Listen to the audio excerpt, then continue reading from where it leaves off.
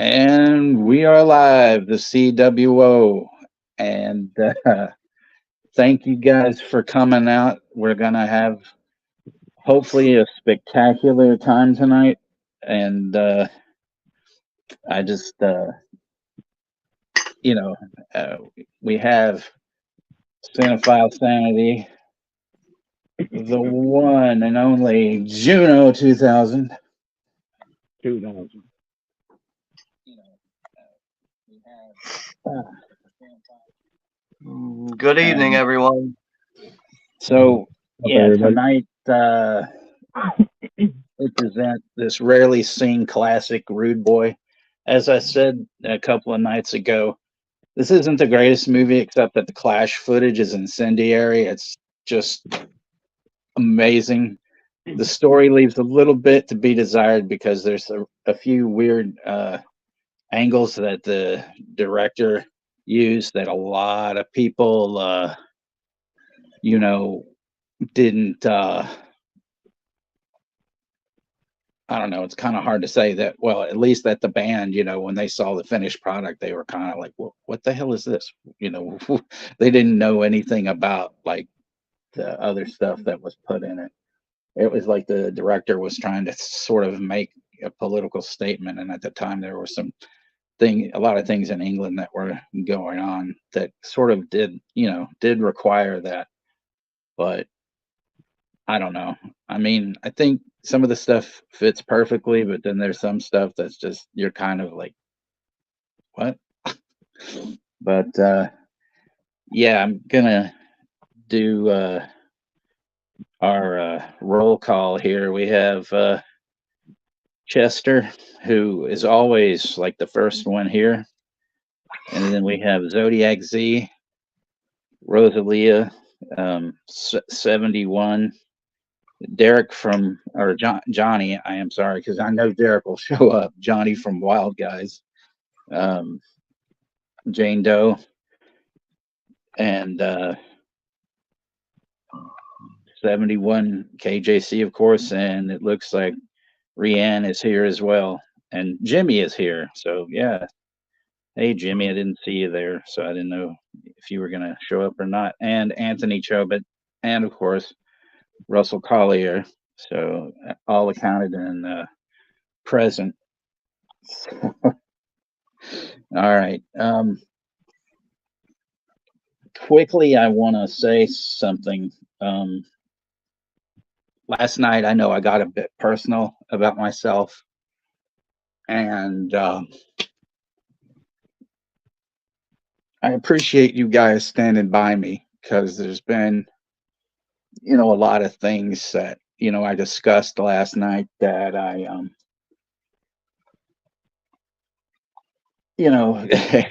wasn't proud of what had happened to me, but of course, I had my part in it as well.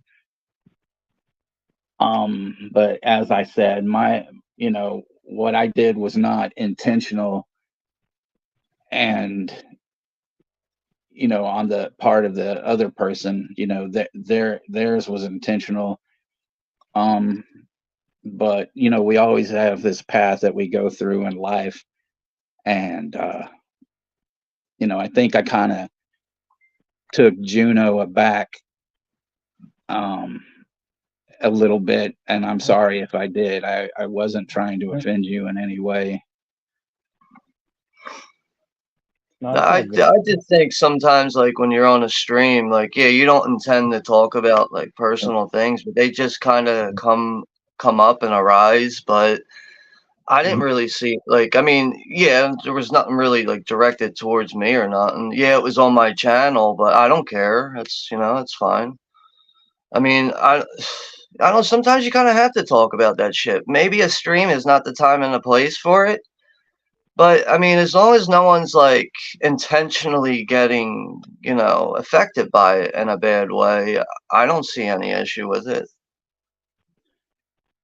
I just, I love you all like family, like you're my family, and it's just something that I felt it needed to be talked about because I'm not perfect, in any way, shape, or form, and I will always admit that, you know. But you know, Rosalia said something to me that was one of the best compliments, and it's absolutely true because Moonbeam's here, and she knows how much I care about her, and she's changed my life in so many fucking ways, and sometimes it's hard to just write that in a text and tell her exactly the way I fucking feel. And she's I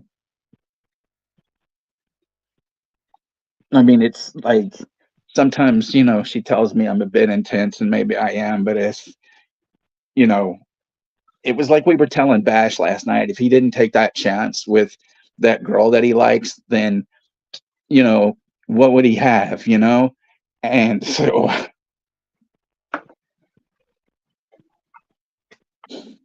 that's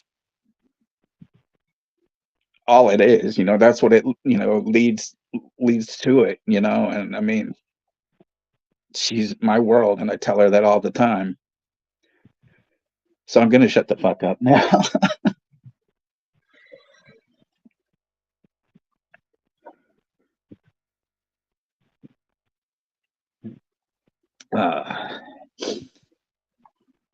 Anyway, there's something that I wanted to show because I found this like vintage photo of the Clash. Yeah, that's a good one.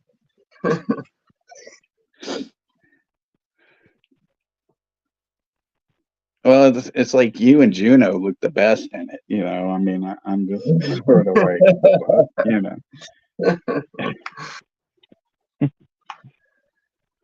So we'll get the movie started. Like, I'm just curious because my tablet's dead. I'm gonna just keep it plugged in. I got it like restarting right now, so it should be good to go and ready by the time we start the movie. So we'll probably start it in like the next 15 minutes, maybe. Yeah, or even earlier than that because it does run a little long. It's about 2 hours and 12 minutes, but All right. I mean, my tablet's on now. It should be. I'm just gonna keep it plugged in the whole time. It shouldn't give me any issues. But having 3 devices and paying attention to 3 different batteries is like really difficult to do. So yeah. one of these things is always dead. But yeah, I got. You said there's another link that 71 shared. Yeah, it's let me look for it. I mean, I'm gonna try the Look movie. I think that'll probably work. It was Like, working for me, like I said. Yeah, like lately when I've been using Look Movie and it seems like we have issues with the older movies. Lately with the older movies, like sometimes it'll just pause for a second and then it goes back to playing. So Right. I don't know if like Look Movies like fixing that issue or whatever it is, but I haven't really experienced much pausing to a point where I have to play with the bar or anything. If it pauses, maybe just give it a second and maybe it'll go right back because that's what's been going on for me. But that's good that 71 shared the link because I know she has issues using that site because of the antivirus shit or whatever. And I know she's not the only one. So it's good that she shared that other link. So thank you for that.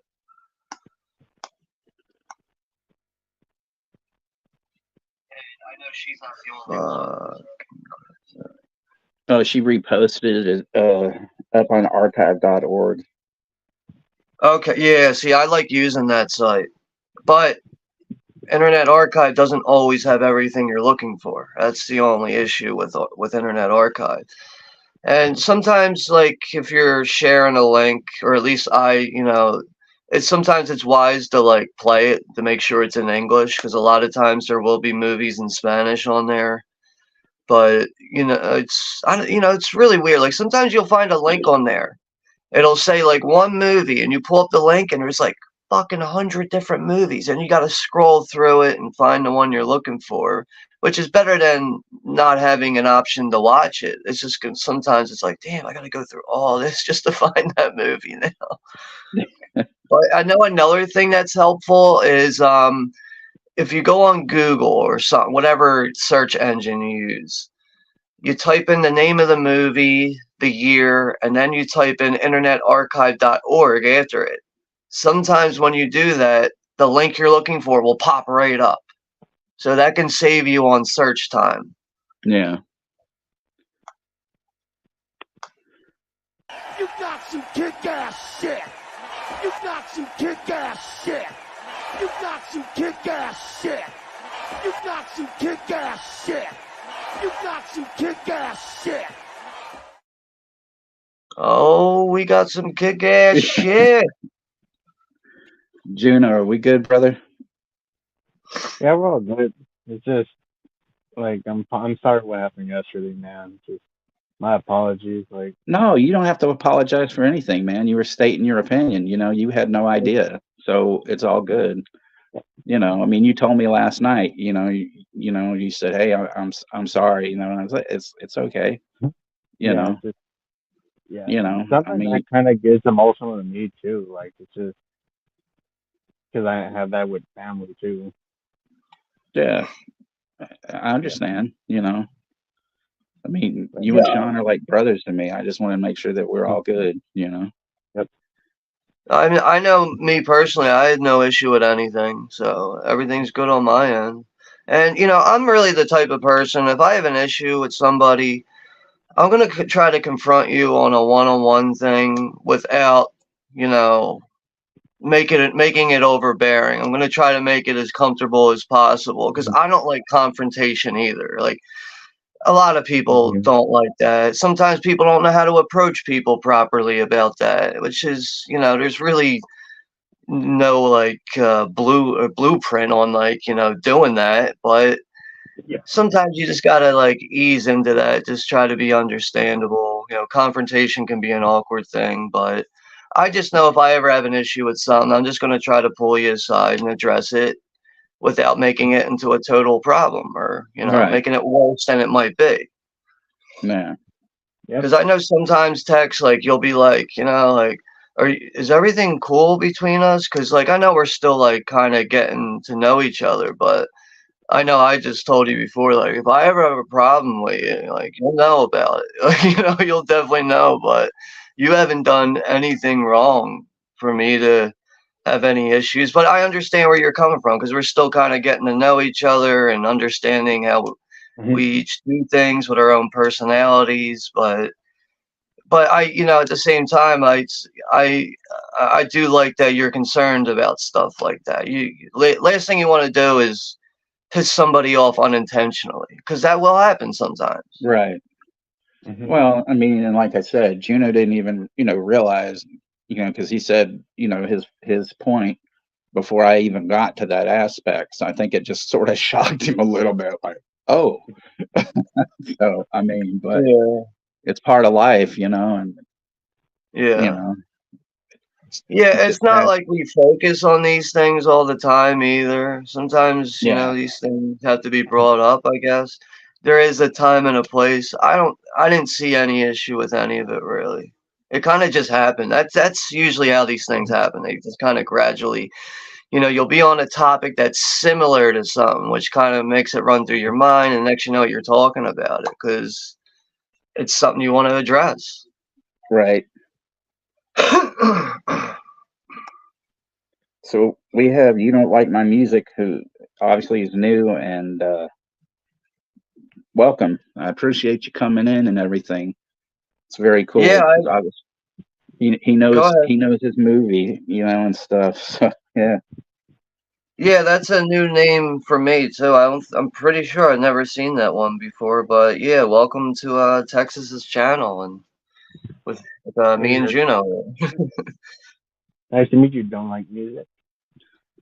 but yeah, I mean, to show everybody that Juno and I are cool. CW.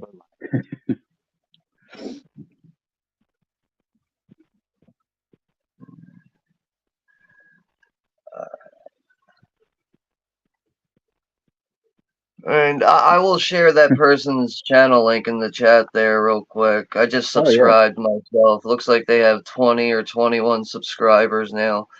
So we'll just share that in the chat real quick. Show some support. And if you're feeling supportive, go on over and subscribe.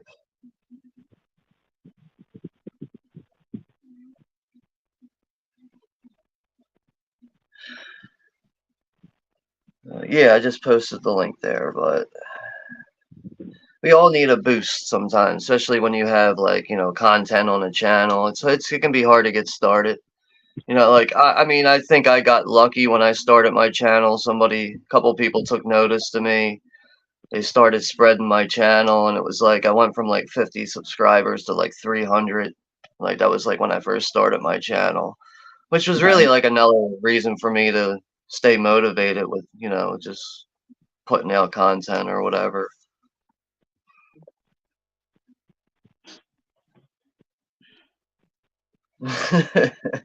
Yeah, buddy.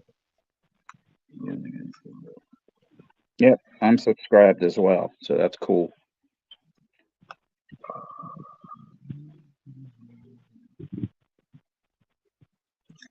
No, that's all good stuff.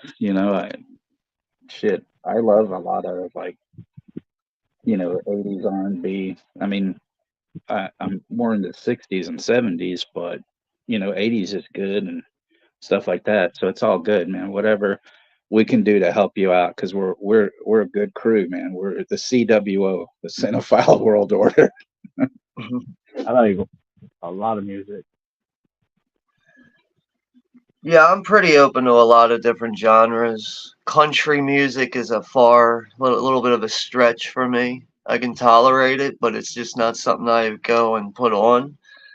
But I'm pretty open to some other things. I just know in like the past few years now, I've been a little bit more open to trying to hear a lot of movie scores and soundtracks because I'm not familiar with a lot of that stuff, and you can only listen to so much of the same stuff over and over before you need something different.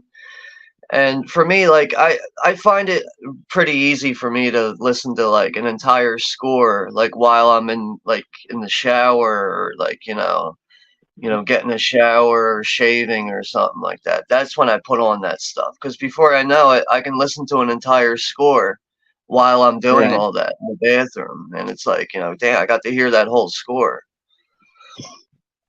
Yeah, that's what I love too. Is I like to hear soundtrack music. Yeah, because like there's times too where like I'll watch a movie and a movie theme, like the music theme in the movie will kind of get stuck in my head. And then that's when I go on YouTube and try to find the whole thing. And then before I know it, I'm like, damn, this is a lot better than I thought it was going to be. It's not just this theme song. It's like, the whole thing's pretty damn good. I know there is times too where like I'll find a score and it seems like I like one song and then I don't like the next one, but then I like the very next one. So it kind of goes like every other. So sometimes I might find myself skimming through it. Mm-hmm. Like, my dad was in the country and my mom was into like just, radio and Motown, R&B. And so then, I had those two things, you know, and then as I grew up, I was listening to, all sorts of stuff. And like, I guess the first real major band that I was into was Kiss at first, but then, punk rock changed my life, when I was 14, and, it's, been with me ever since. Music Yeah. has been And the great. Clash have always been one of my favorite bands. I always love the fact that like the Sex Pistols and the Clash saw the Ramones on their first UK tour, and they actually thought that they were a gang because they wore all, the leather jackets and stuff. But they thought, these guys must be in a gang, but they make music as well, and they were kind of intimidated by them and stuff when they first met them. But they were like, "No, we're not a gang." you know?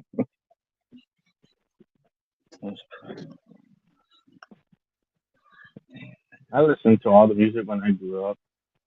It was all different kind of music that my parents would listen to.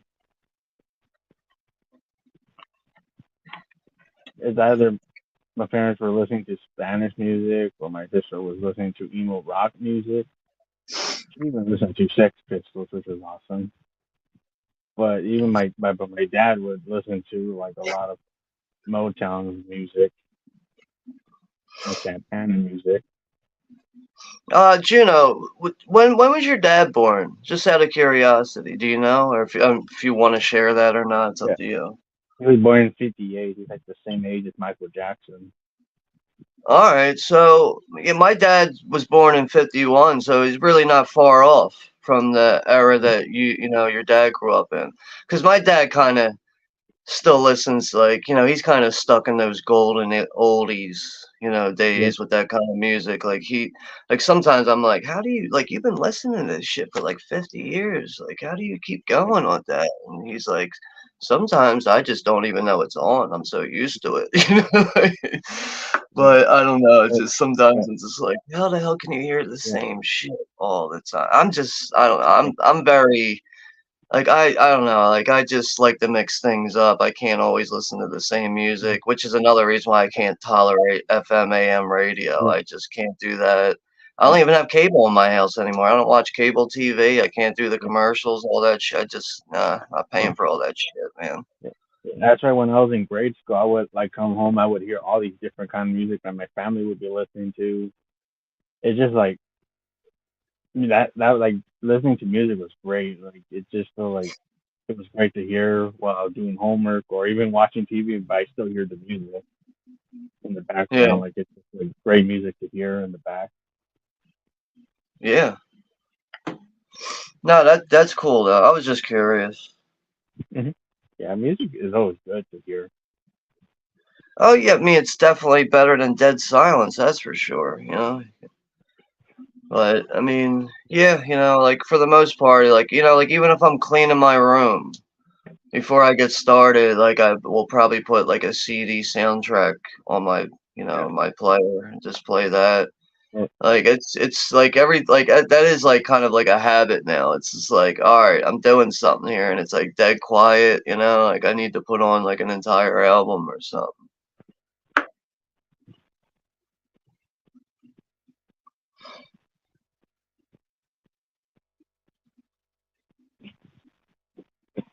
And Larry's here from the Horror Cat Dad. What's up, Larry? And we also have another channel here that I'm not familiar with, which is Hateful. Welcome. I know who that is. Yeah, I don't think I've seen that one before. um, he's Nice to meet another brother to me. I didn't know that he had that name, but that's very very close friend of mine.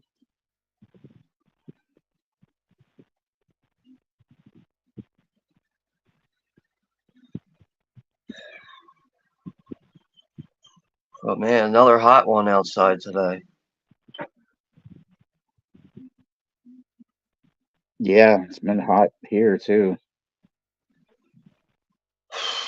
So, it's officially summer now, isn't it? Yes. Isn't it like the 21st or the 23rd? I forget exactly when summer starts. See, for Usually me, it's summer 21st, technically I think. starts for like Memorial Day weekend. To me, that's when summer starts. I'm gonna look it up real quick. I think it's like the 21st or something. It's the official day.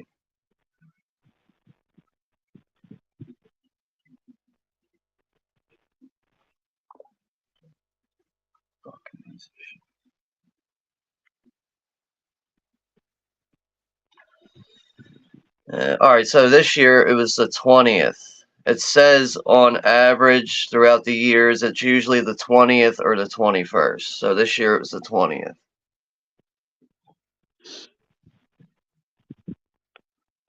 My phone keeps doing that fucking thing it was doing that other stream where it keeps trying to fade out, closing up.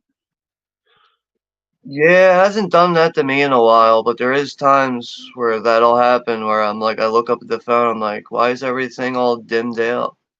and then I touch the screen and it goes back again. So I think that's a stream. It's like it's got to be a StreamYard thing. It could be. Because if you're having the same issue, I have it. I've heard of other people, happening too. But it's just weird that it randomly happens. Like, it hasn't happened to me in a while now. It's been like probably like a month or two since that's happened to me.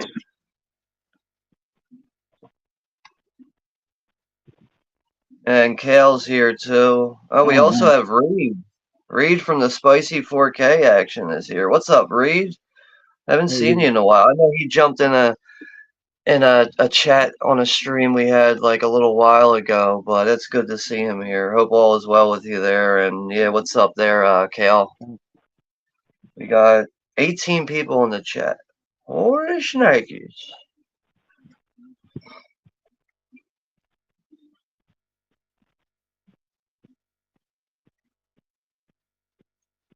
I hope you don't mind that I say how many people are in the chat. So. No, of course not.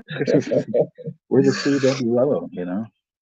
I just can't believe somebody I used to stream with used to fucking get on my shit after the stream about it. You need to stop saying how many people are in the chat, man. Like, whoa, like really? Like that tells me I need to stop streaming with you.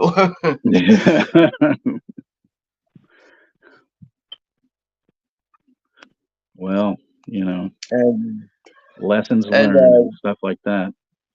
Yeah, no, I learned a very valuable lesson from that, and gotta get to know people a little bit before you start jumping in the streams with people. You know, personalities clash sometimes, but I think I did say hi to Jane Doe earlier when I was saying hello to everyone else, but just to make sure, hello, Jane Doe. Johnny says, Sean, fuck that tool. So we know. Yeah. God, poor guy. You know, I would love to just sit around on a fucking stream and chain smoke. Wear weightlifting gloves. You know. By the way. Ladies and gentlemen, in order to achieve an R rating today, a motion picture must contain full frontal nudity, graphic violence, or an explicit reference to the sex act. Since this film has none of those, and since research has proven that R-rated films are by far the most popular with the movie-going public, the producers of this motion picture have asked me to take this opportunity to say, fuck you. I just love the way he says fuck. I don't know. It's like he really gets that K out there at the end. Like, I don't know. He does it really well. I mean, that's one of the best things about the movie because, you know, you're going through this whole deal and then right in the middle of it, he just pops on and you're like, what the fuck's going on here? It's like this semi-serious disclaimer kind of deal. So we're almost like and a reminder, we're watching you, motherfuckers. You know? Right. and then we have a quick review of the movie tonight. It's like, holy fucking shit, dude! Holy fucking shit! Holy fucking shit! Holy fucking shit! Holy fucking shit, dude! It's just chaos all over the fucking place.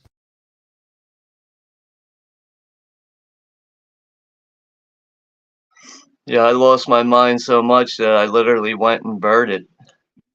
Went from orange to blue. But, you know, I think I really need to start lightening down that orange. Because there's times, like, I just briefly look at the previous stream, and I'm like, I don't know if people can tolerate looking at all that orange. So I think I need to, like, because it's coming from 3 orange bulbs in my ceiling fan.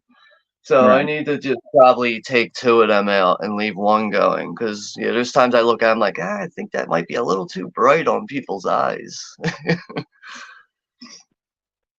only took me like over 6 months to realize that.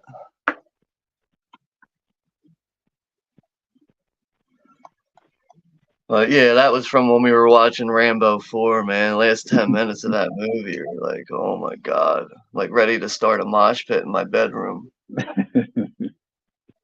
I might be starting um one tonight. You know, I mean, there's this one song called "Safe European Home." And it's the best fucking version I've ever seen. And I mean, the band is just so on. I mean, it's literally like fucking fire. And so, Yeah, did you go ahead? I was just saying, like, I can't believe we're at the 30-minute mark already. Well, we'll get this start. We'll get this started in a couple of minutes then. So everybody, um, whenever you guys are ready, when you got, when you're at the links or got everything, set, we'll do the countdown and everything. So just, Yeah, so yeah, everyone go ahead, pull that link up, or however you're watching it. If you're joining us, just go ahead, get yourselves ready.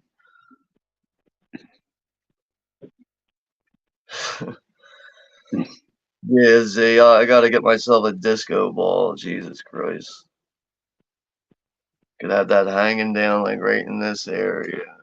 It's like over here somewhere. One thing I was gonna say too about the Clash was when I was in high school, and then in '82 when Combat Rock came out, with Rob the Cash Box and Should I Stay or Should I Blow and stuff. The, the, there were a lot of jocks, in my school that all of a sudden, we weren't being made fun of anymore, for having, the spiked hair or, it died or whatever and stuff. And, these people would come up to me and they'd go, I bought that record by the Clash. It's really cool. And I was like, well, they got 4 other records, before that are even better. I always thought it was cool that somebody would buy one of their records or any punk rock record, and I'd be like, well, if you like this, check out this band or whatever, and that's kind of what I was talking about last night. If I can get somebody to, check out a movie or listen to something, and it kind of changes their life, then that's, I've done my job. And, that's all you can, ask for, I'm trying to find that link that she shared, because on my tablet I can't pull up the chat on the tablet I'm gonna watch on. So like, do I just like, what's the year of Rude Boy? What year was that? It's 1980. 1980. Because I'm trying to search it on archive right now, and it's not showing up. So yeah. He posted it just now again. Yeah, the issue I have is I can't click on the link because I can't get to the chat. So I gotta actually go on the website and type it in. So I can get on it from this device. Let's see what that title. Alright, it's the Clash Rude Boy Specials. That's what it is. That's weird. Why they put it in like that. Yeah, see, that's another thing with finding stuff on Internet Archive. Sometimes these movies are on there, but the person who uploaded it wasn't wise enough to fucking, put the actual title in there, and they put their own BS in there, and that can be a bit confusing and kind of frustrating. Oh, she said she put it in the private chat and the on the. I don't know how the fuck that works. Oh, Derek's here. Woo! What's up, No, Derek? she said she didn't. I don't know. So I don't know what yeah, you're talking about. I can't fucking pull this up for some reason, so I gotta use Look Movie.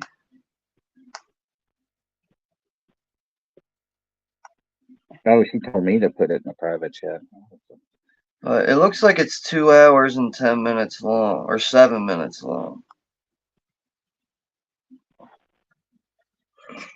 Yeah, my layout on this tablet I have here, this one, is just fucked up, man. I can go on YouTube, I can see the stream, but I cannot get to the chat. And I have to do that with a different device here.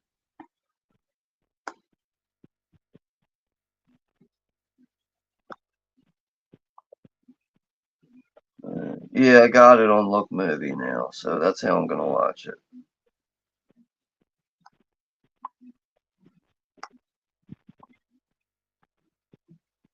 Oh, okay.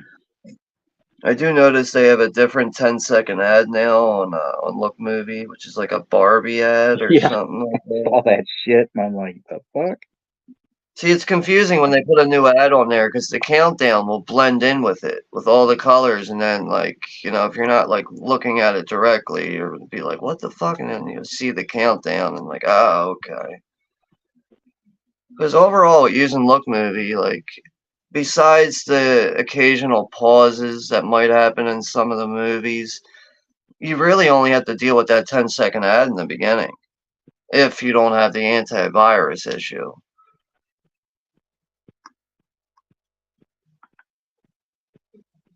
Yeah. But I'm good to go. Okay. Everybody else ready to go? And Brooke Scarlett's here too. Good evening, Brooke.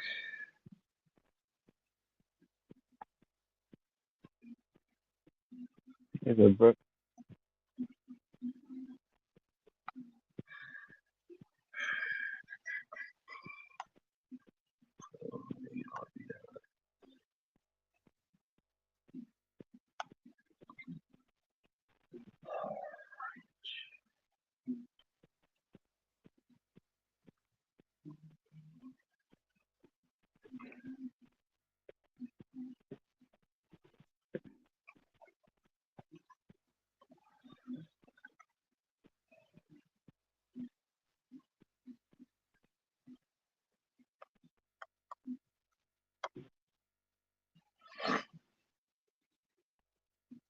So I think tomorrow I'm going to try to work on a collection update video. It'll be like the past 3 months of what I picked up. So it'll probably be a lengthy video, but I can promise you right now, I'm going through all that shit quick. I'm going to be like, yep, look at this, got that, bang, next one, bang, next one, bang. I'm going to go through that shit real fast. Like, probably fast to a point where, like, even if, like, people have, like, short attention spans, like, they might even get sucked into watching the whole thing. Right.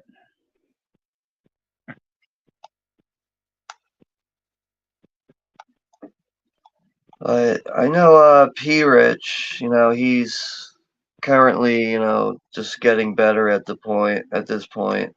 So his last stream was when I did the top 5 horror movies with him. But it looks like he'll be back for July. Just looking at his live right now, it looks like he'll be back on July 1st with Jaws. So yeah, hopefully that'll work out for him though. Yep. Cool. All right. So if you guys are you know, ready, we'll get this going because I'm getting antsy now. I wanna Yeah, rock. I I haven't think seen this in a everybody. while. Yeah, I think like I'm ready to go. I think the chat should be good now. All right. So I'll give the countdown. The final countdown. Okay. So 10, 9, 8, 7, 6, 5, 4, 3, 2, 1, go. And the Karate Kid is 40 years old today. Yeah, I saw that post you did. I was like, whoa. Yeah, you know, we're doing, you know, going through a lot of 94s and 84s and 74s throughout this year, but it is kind of hard to believe a movie like The Karate Kid is like well over 30 years old at this point.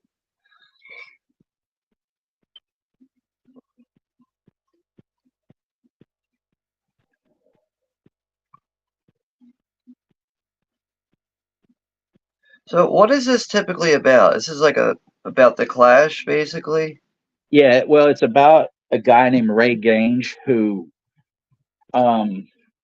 becomes like a roadie for him this is him right here, like standing in this thing. It's just basically, he's like this unemployed punk, and he hangs around with this skinhead, and then he gets hired by the Clash to be this roadie, and then he pretty much just kind of gets drunk a lot and fucks off, and so then they pretty much kind of just kick him out, and stuff. But there's all this, these different things that happen along the way, like when they were on tour. And I mean, that stuff was, a lot of it's actually real. Yeah, this looks like it takes place like somewhere in the UK, London or something. Yeah.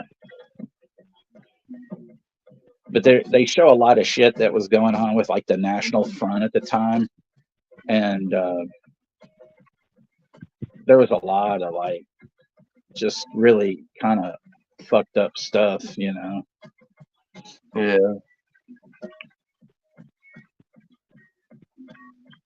Because the NF was all like racist and shit. Yeah, I see that shit on the wall, the Ku Klux Klan shit and shitty white people and all this stuff.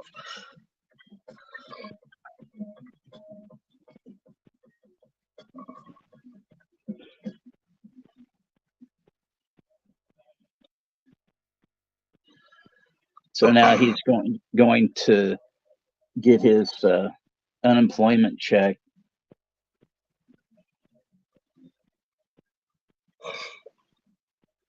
I guess it's the first of the month.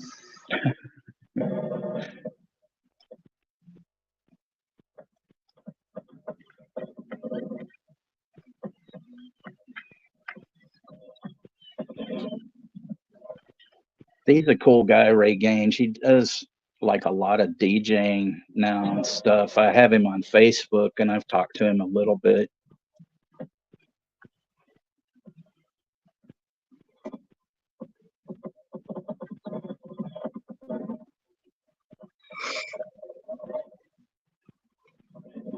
I mean, it's funny how they say like written by, but really to me, it's a lot of this stuff to me was like off the cuff, they kind of just told him, I think, what to do or whatever, and stuff.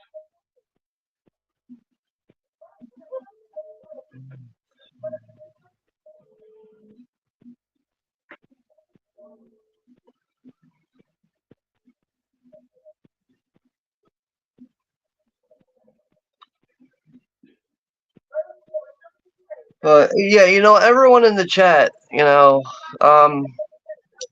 if you're feeling supportive, click on each other's channel names. You should be able to go right to, when you click on each other's names, you should be able to go directly to everyone's channel.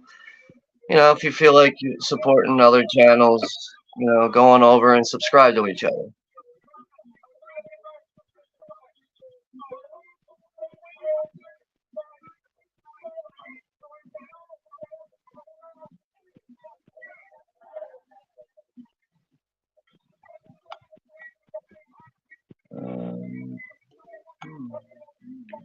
Seeing all this stuff, they, probably filmed illegally, or whatever. It's, without permits. Yeah. Which is like, technically that's like guerrilla filmmaking, Yeah. Just showing up on location and going, just set up real quick. I'm going to yell action and we're just going to get it and go. It's funny because, like, so, Ray gets this unemployment check, but then he works at a porn bookstore, which is, you'll see, it's like, what the fuck,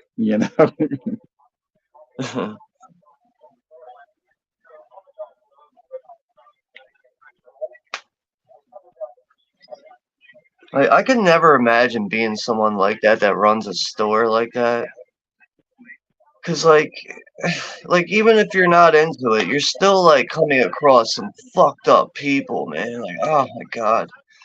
I don't even care if that's like the last job I can get my hands on. I couldn't do that. I couldn't be around people like that.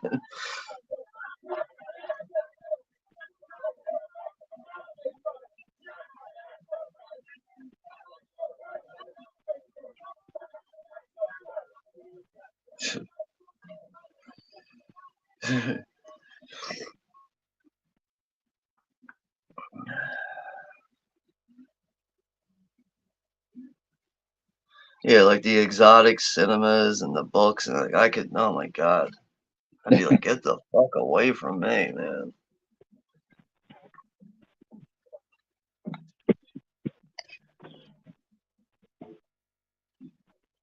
Because, you know, these are like, it's 9 times out of 10, these type of people are like sex offenders or, you know, like, even if they haven't been caught, they still are, like, you know, he's doing some fucked up shit. Like, I don't know, man. Too many people like that in the world.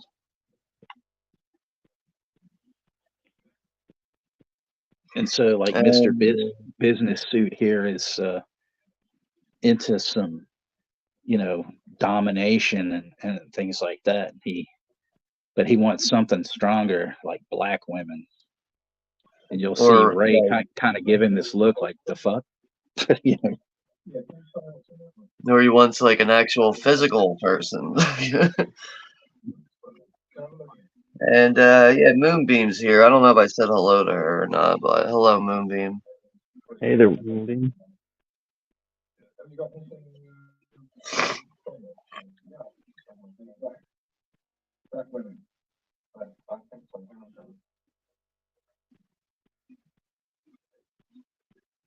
And yeah, thank you for sharing this out, Larry. I appreciate it. You know, Larry's always sharing Yes, out. always. Thank you, Larry, so much for that. Thank you, man. I will be right back.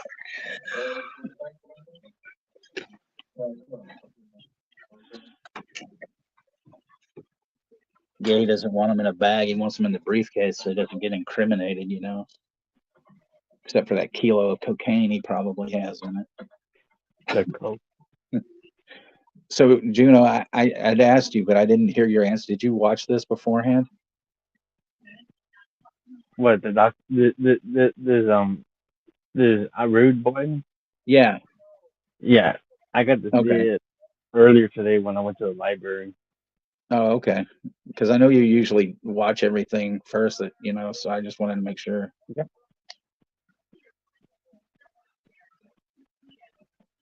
It's like with Desperate Living, like I saw that before, and I that was an insane movie. Yeah. Like John Water is one crazy dude.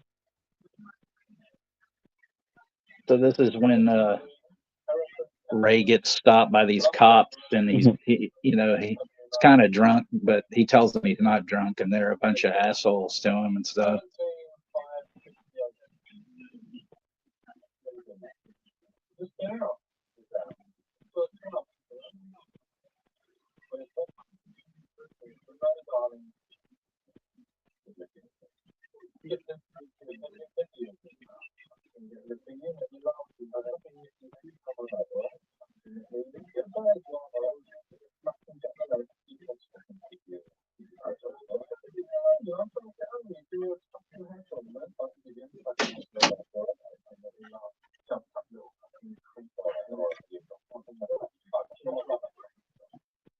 So yeah, he gets arrested. Spends a night in the drunk tank, you know.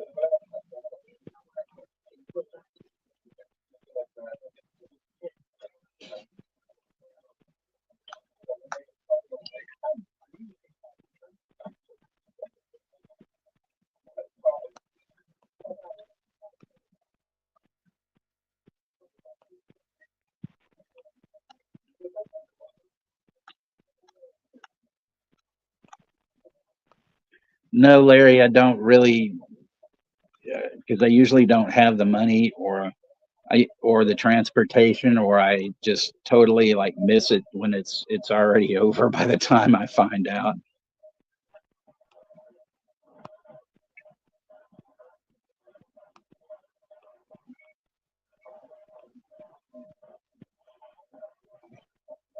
Yeah, I don't really go to many conventions because I don't really feel like going by myself. Yeah, And it's hard to find somebody that's willing to do it. And it's very pricey too at times, like just to get in. And if you're staying overnight at a hotel, it becomes like a fucking like $700 weekend. And you know, to buy stuff. It's just, I don't know. It's gonna, I don't know. It'd have to be like, I mean, where I live in Pennsylvania, like we have them all over the place, really. But there would have to be things about it, like to where I'd be like, I can't fucking miss this. I gotta go. And most of the time, the conventions I see, I'm just like, I don't think I'm missing much here. And I'm not really big on meeting celebrities. I'm just not really the type of person who collects autographs. And, you know, I wouldn't mind meeting celebrities, but I don't know. Like, I don't really look, I don't know. I'm trying to say this without being disrespectful, but I don't know. I don't put celebrities up on like a pedestal. I just don't. And it mostly has to do with like, you know, like I love what these people do in cinema, but I don't know these people.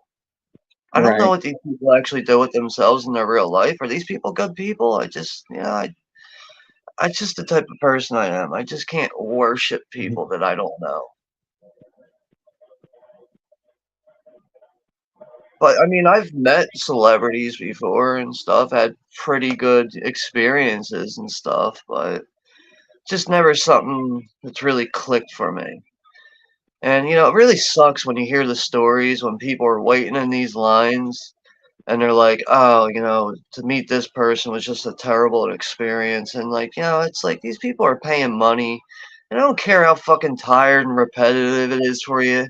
At least put on a fucking smile and act like you're Yeah. appreciative of these people coming out to pay money to meet you. And I just Right. don't get that. Like I hear Tom Savini can be n- not a good experience with some people meeting him.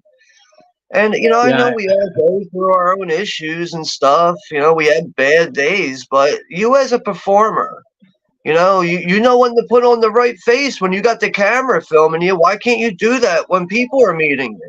Why is that so hard? But I don't know. I just will never understand that. Like people are paying an arm and a leg to meet you, and they're barely even giving you eye contact. So Yeah, they now just we have more of this ridiculous uh, police footage, and everybody's like rioting, and cops are getting rocks thrown at them and stuff. See, this is all the stuff that's like, why the fuck is this in here? You know, kind of thing. You know, it's a bit redundant because it goes on for too long. That's one of the problems with this movie is all this bullshit. You know, it's like get to the fucking band stuff. You know. Right. They don't know when to cut it, cut shit out, I guess. But is this like a real life situation? Yeah, yeah. This was, you know. Okay, because yeah, it does look. That's the reason why I was just making sure, because that looks like a legit riot right there. So now I can't finally believe. we get to the first performance, which is Police and Thieves. That's I can't Juno believe on cops guitar have the there, you balls to know. go into a riot like that. They barely have any protection on, just running into a riot. Like you fucking idiots. Fuck. But like in the picture that Johnny made us, you know, Juno's the guitar player with the you know long hair at the time. So Juno's playing guitar. Yeah. And actually, you got to be Joe, so you're the singer and guitar player. I wound up being the drummer, so you know.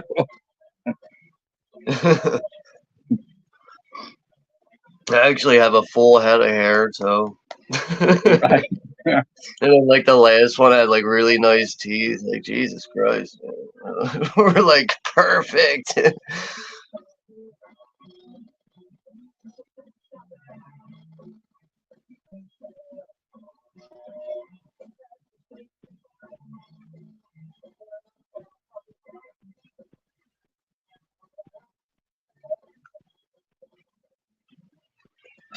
So like they show Ray at the gig, you know, and he's having a good time.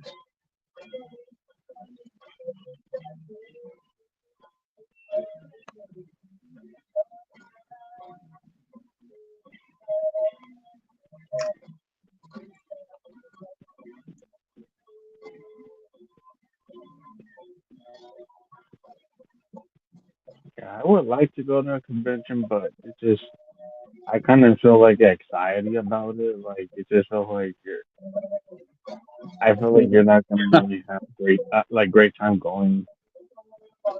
Yeah, I don't know. Like another thing for me is like, all right, if I'm gonna go to a convention and I'm not really meeting celebrities and I'm buying stuff at vendors, might be a good chance the stuff that I'm buying there I could probably get almost anywhere else. But I do know that there's some unique things that you'll see at conventions that might be handmade and might be limited to a certain number that you can only get at that convention or something. But obviously conventions have their, benefits and peaks and all that stuff. Mm-hmm.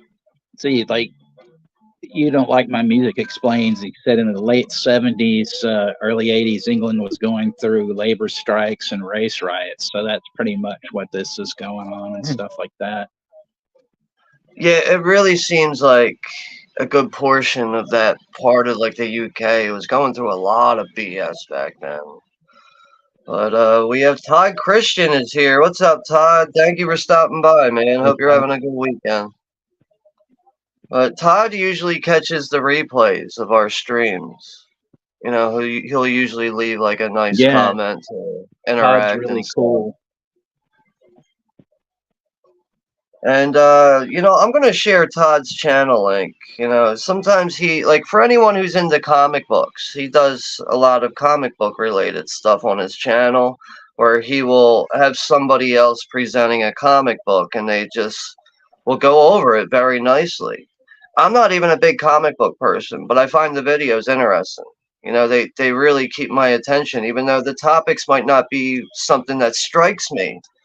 Just the way the things are presented on his channel, I think, are good enough to really keep me interested. But, he's got a few subscribers and, a little bit of content going on his channel. But, as I said before, we all need some kind of a boost. So I'm going to share his channel link. And if you guys are feeling supportive, go on over and sub to him. Share that in a second. We appreciate you, Todd, for coming in, man.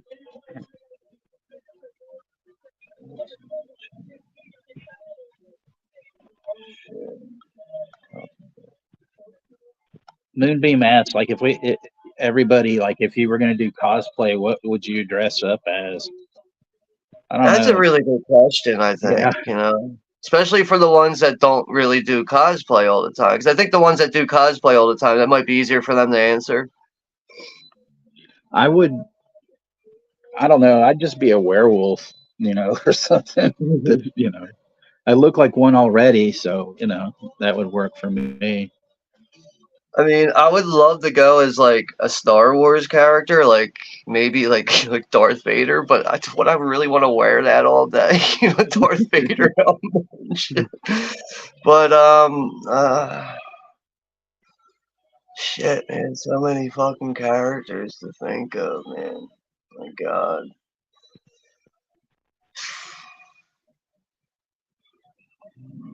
I'm gonna think on that, and I'll get back to you in a minute. But here's Todd's channel. Pretty sure I'm subscribed, but I'm gonna check.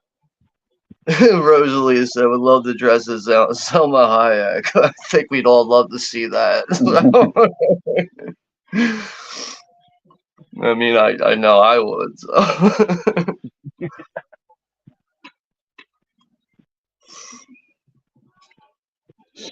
I'll dress like you know, James Chance, you know, so I could, you know, grab a saxophone and be blaring it like off key, and you know, I could contort myself. You know, Oh God. that was one of his best songs. But that video that I posted for songs called Sax Maniac, and it's just fucking brilliant.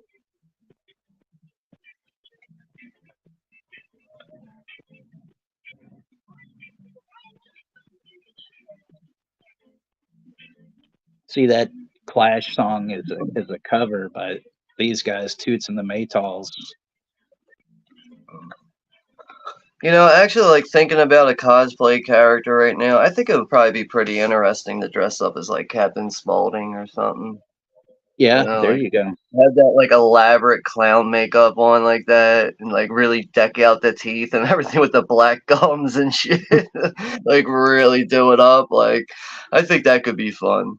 Now, like I think another thing, like let's say if you're good at doing voices and impersonations, like if you're good at that, then probably lead with that. Like, like, all right, I can do that voice well. Maybe I should actually dress up as that person.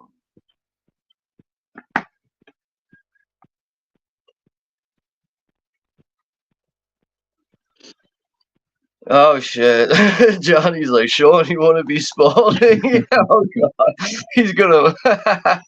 I'm sure he'll get a clear shot of my face, and I'll be all decked out in the fucking clown makeup. Oh, that's funny. Yeah, I didn't get a chance to do the New Kids thing, but I'll do that later when we're actually on a stream with the other New Kids, you know. Yeah, Larry's saying he's mentioning Bane from Batman. That'd be interesting, with the breathing apparatus or whatever. I always get the vibe that breathing apparatus. Because, like, in the movie, it says, like, if he was to take that mask off, it would be very painful. So I get the vibe that breathing apparatus is just nothing but painkillers he's inhaling in that Right. mask. He's probably fucking high out of his mind. I'll probably go as Ghostface, but pretty much like a Chola version of it, where it's all spray painted all over the mask. And have like put your own twist on it. Yeah, that'd be cool. With butterfly knives. Yeah, it's that. I'd like to see that. That sounds cool. Yeah. Juno, you should dress up like Gold Dust. Oh God. We have a trip and you're surfing. I'll give you a bite of my wiener. I'm getting out of here. Oh, so yeah, here's this bit where Joe Strummer and Ray are talking, and he asked him for the job, but he's talking about this, like kind of socialist thing, and fucking like Ray, he's talking about how he wants to have this house and all this, but the best line is like, Joe tells him, he goes, well, sooner or later, some cunt's gonna come around with a shotgun and blow your fucking head off. A subtle warning there, I guess. Right. But actually, like thinking on characters to dress up as, I think it would be really creepy to be Mr. Barlow from Salem's Lot, dude. If you get that contact lenses and shit, my God, you could really scare the fuck out of some people. We'll try to pull up an image real quick.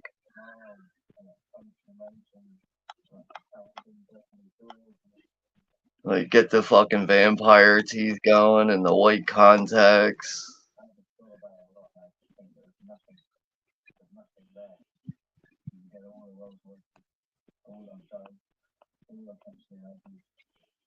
But yeah, like imagine being dressed up like that at a convention. Yeah, that'd be cool. My God, dude, I'd be like, yeah, I gotta get away from that. I gotta stay 6 feet away from that person. Yeah.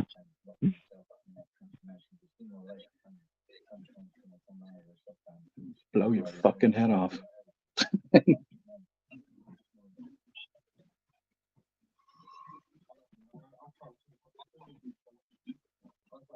Oh yeah, and then they're gonna coming up to this deal where they're at their practice space, and Mick Jones, the guitar player, played by Juno, of course, he arrives late, always late to the practices, and they get pissed off. Russell wants to know when John Wick 4 is. I think that's the 28th. Hold on a second. I know it's the final stream for Action Movie Month for June, so that is on June 30th, which is Sunday? Yeah, Sunday, June 30th, 10 p.m. Eastern Standard Time. So yeah, we'll be closing out the month with John Wick Chapter 4. And before that, I think the 20. So the Friday before that, the 28th, will be Rambo 5 Last Blood. And then the day before that, we'll be doing the top 5 action movie stream on the 27th. So just to go over that real quick, we have 4 streams on my channel for the rest of the month. We got Juno's birthday on Monday with Con Air. That'll be the 24th. And then the 27th will be the top 5 action movies. 28th, Rambo Last Blood. And the 30th, John Wick Chapter 4. And then we'll be back into doing some horror movies, crime thrillers, stuff like that for July. We got Jaws 2. And then I think what I'm going to do as far as taking recommendations from people, I think I'm going to try to take like 2 or 3 recommendations per month from people and just see how that goes. Because, yeah, I want to be a little bit more open to hearing what you guys want to see on the channel. As long as, like, I'm into it, I guess you could say. But I'm willing to hear anyone's picks, like whatever you pick. Like, you don't be like hesitant to where like, oh well, he might not like this. You never know, I might like it. So I'll get a poll going on the channel and the community post at some point, and I'll just leave that open to what you guys want to pick. I won't just pick 4 movies and have you guys vote on it. I'll just make a post and be like, yo, just reply with what you want to see a watch party for.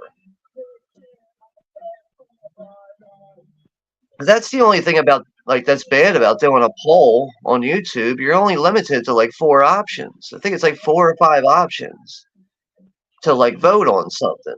So, for me to do that, that means people are going to be limited to only a couple movies there. I don't want to do that. I want to leave that open to any movie that people want to vote on.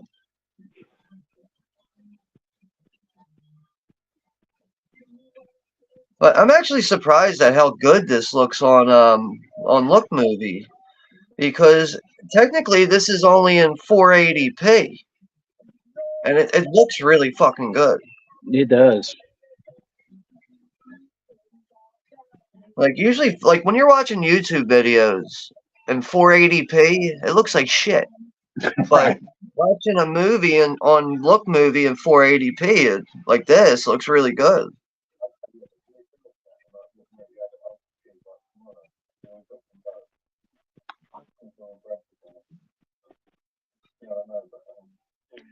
So like this is this guy who's like their road manager, Johnny Green, and he's trying to, I guess they need some sort of gear for a gig or whatever, and then they don't have, he's trying to get it like on credit until he can pay them, like after the show and stuff.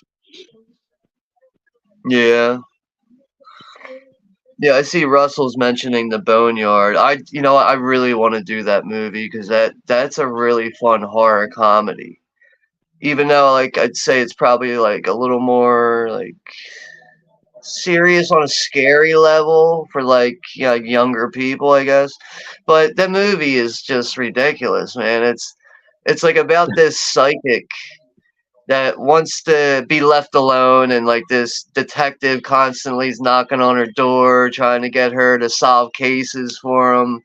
and they come across this weird story about these kids that were killed in this ritualistic way from this crazy like Asian guy or something. He's some kind of, I don't know. I'm pretty sure he was Asian, but so they're like doing an autopsy on these kids down at the county morgue, and they realize like one of the kids is actually still alive, and then like, you know, they're all freaking out over that, and then the other kids eventually start coming back to life. So it's like a zombie movie in a way.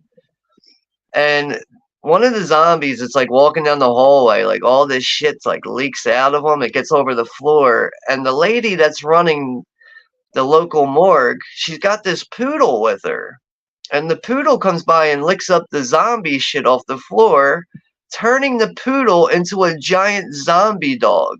And it's great practical effects in that movie, by the way, like really well done, especially for 1991. But that's like, you know, I think the Boneyard is, you know, fun on a horror comedy level, is like almost as fun as it is to watch like something like Reanimator. Right. But that's a very underrated movie. Can be hard to find a copy of on, like, you know, physical copy, but that's one that nobody ever talks about. That's yeah, the Boneyard from 1991. So yeah, Ray's drunk, picks up this girl, and they go into the ladies' room, and they're in the stall, and she's doing some business to him and stuff. That's all I'm gonna say about that, because we're all mature enough to like know what the fuck we're talking about.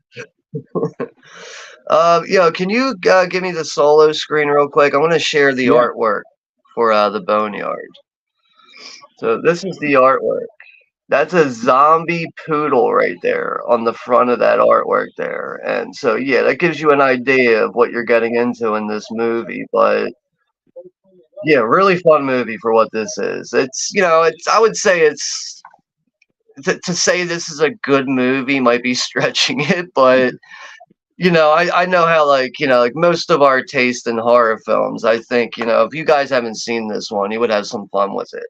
You know, it's not an award-winning movie by any standard, but it's fun for what it is.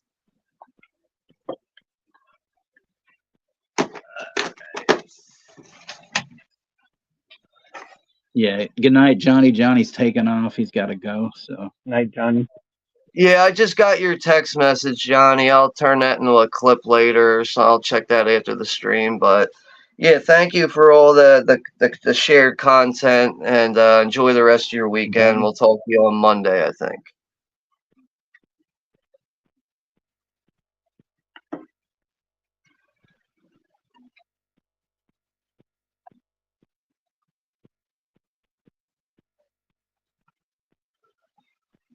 The Hulk poodles? Oh, okay.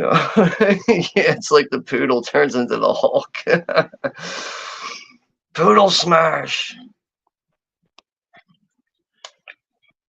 music says him and his friends were running slasher movies when they were 11. I think they fucked us up.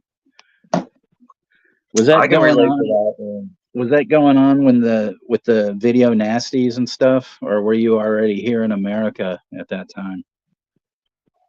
Yeah, it's hard to say if they were doing that right in the middle of that era, or because like I know by like the late 80s, like 89, a lot of that stuff was becoming a little more acceptable, and the, you know, the actual censor ban was kind of becoming a bit more lenient. Some movies were starting to become unbanned in certain areas, unlike movies like Cannibal Ferox. You know, I think that movie's still banned in 31 countries. So this bit here is that two of the members of the band had to go to like court because they were firing a gun on top of this roof, and there were some guy had some pigeons, and they accidentally killed a couple of them, and so then they got caught, and so they had to go and pay a fine and all this shit.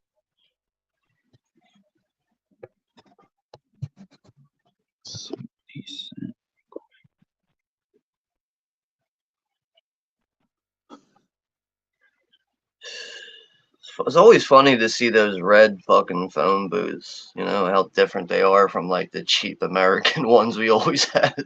You know, the ones that we have in America are like about to tip over and fall apart, but then you see these ones in London are all super nice and shit.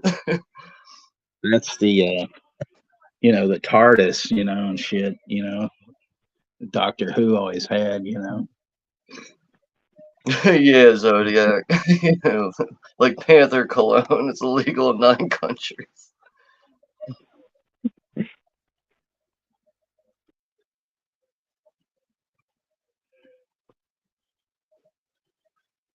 So I guess So, he was in yeah, Canada in the mid to late 80s or something. That's yeah, yeah. He's been That around. sounds That's right, cool. though. That does sound right. Yeah.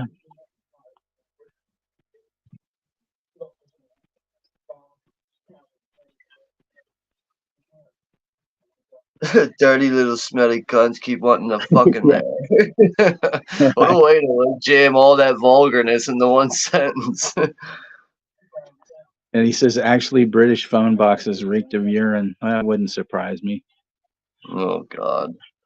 You know what that's like? Kind of reminds me of like being a kid and going into the ball pit at McDonald's. You know, like, because like you can smell it, just doesn't smell good in there. But once you get in there and you're like playing in the ball pit, like the balls are sticking to you and shit. It's like all this like unsanitary bullshit in the ball pit at like McDonald's and stuff. But I guess that's why a lot of these fast food restaurants don't have play areas and ball pits anymore. You know?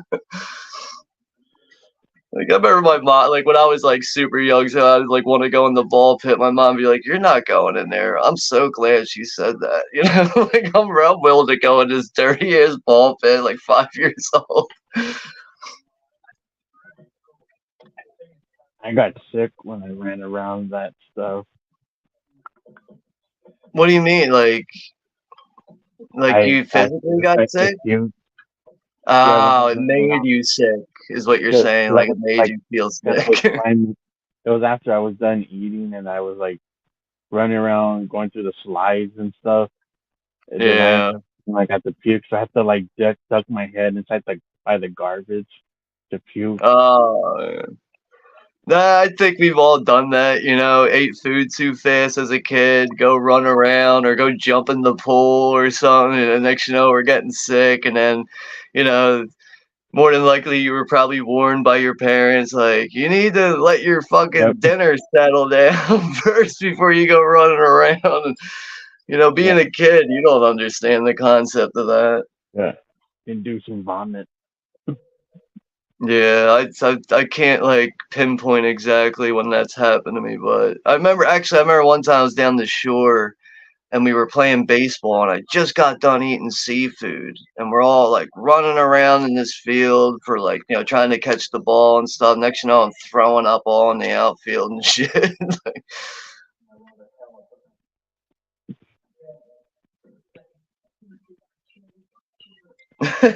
Ghost Rider 2 is shite your band. I gotta agree. Hey, Jim's Movie Channel's here. What's up, Jim? Hey there, Jim. You know, that's another channel I want to share here in the chat. Jim's Movie Channel, because, you know, this guy really knows his movies, man. Like, I just from, like, hearing him talk, I'm pretty sure he used to work in an AMC theater, too. He's got some really interesting stories to tell with that, like, but, you know, he's been, you know, pumping out some cool content on his channel. It's really cool to hear him talk and elaborate on movies. It always holds my attention as much as you know, I don't always have time to catch everything that he puts out on his channel because this is such a vast community of people. It's hard to stay caught up on everyone's new content. So I just try to watch as much as I can on his channel and, you know, move on to other channels as I go or whatever. But I think, I don't know. No, he just passed like 400 subscribers recently. That's another thing. Congratulations, really Jim. great. Like, yeah, you passed the 400 milestone. I'm pretty sure it's 400. I don't know. I'm like fucking up on that right now. But, you know, it was a milestone he recently passed. But, you know, congratulations on that. And I'm going to share his channel link. So, again, if anyone's feeling supportive, you're looking for new channels to surf around to, I would definitely recommend checking out Jim's movie channel.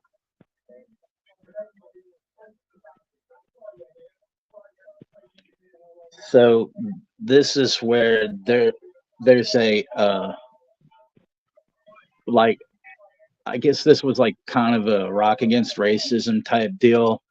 I recently discovered on Look Movie there's actually a like a documentary on this time period, and and it was about this particular like show and how it was organized and the people behind it or whatever and what they stood for. And it had some performances from, you know, that I'd never seen from the show, but it showed pretty much the Clash stuff that was in this, but they had a few other bands, and it was pretty cool.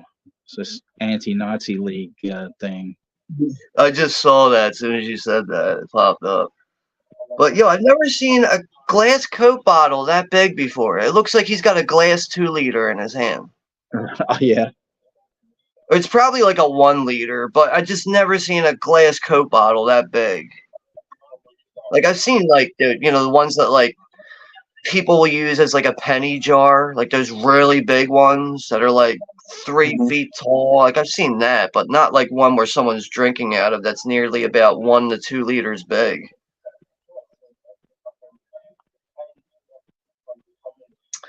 And you don't like my music, saying watch the Rock Against Racism documentary. So that sounds interesting. You know, to me, like documentaries can be so interesting sometimes. And for me, it really comes down to how well the documentary is presented. It almost doesn't matter what the topic is. You could be talking about fucking food markets, just as an example.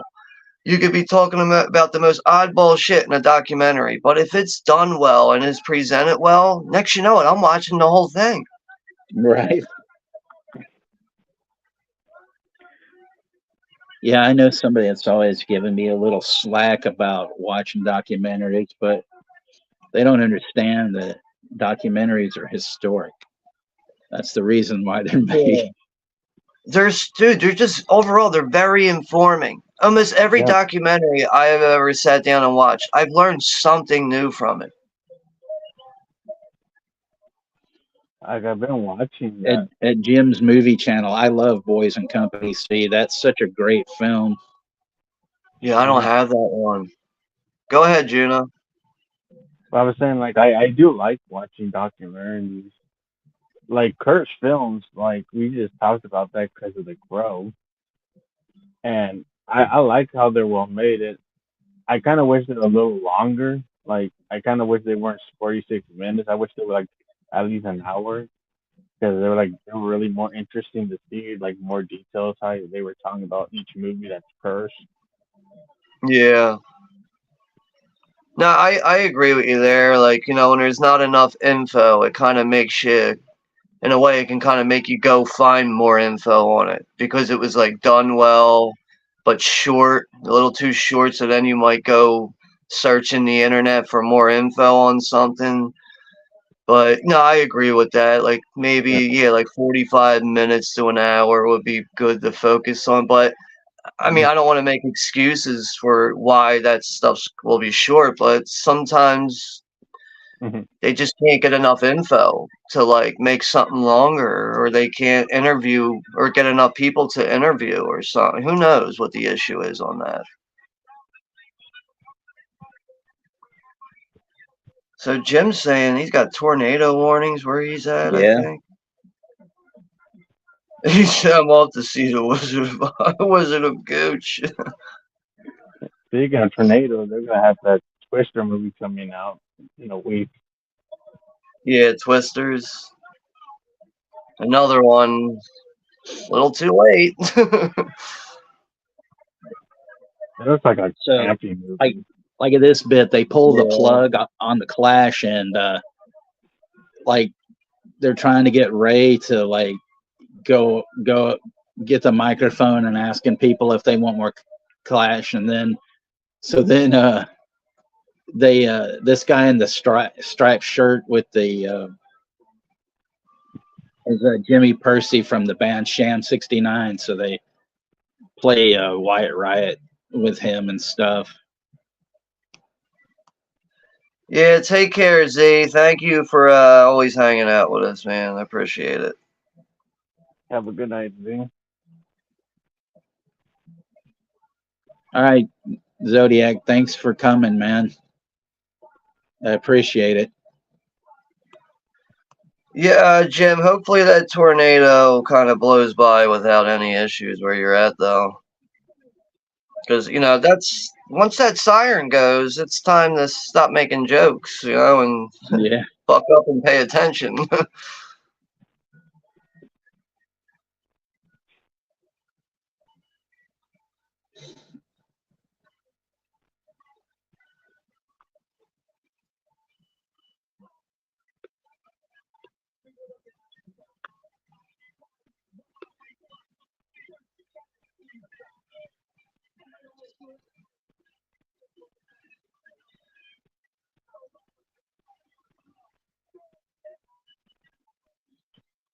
Yeah, take care, Russell. Like the friggin' size of that audience, man, out there. Yeah, that looks like a Wimbledon stadium show or something, or whatever that famous fucking tennis stadium where like people have concerts at. Wimbledon or something. I don't know what the fuck it's called. Yeah, you have it right. That's what it's called, right? Wimbledon or something? Yeah, that's not that. That's a park, though. I can't. Let's see, I got my shit mixed up right now. No. You have no. I mean, no. Wimbledon's not a park. It's in a stadium. But I'm saying where they're at, it's a park. Yeah, because I can see like apartment high rises in the background and shit. Like, I don't know if can see this is at a Finsbury or not. Music, he might know where it's at. Hyde Park, okay.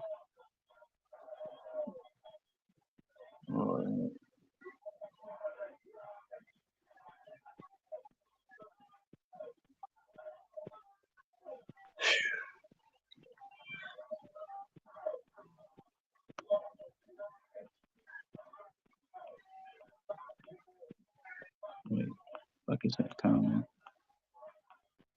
All right, so it's Hyde Park. Yeah. Not to be mixed up with Ken Park. Oh God. So you don't like my music? He says the which I knew this, but it's a good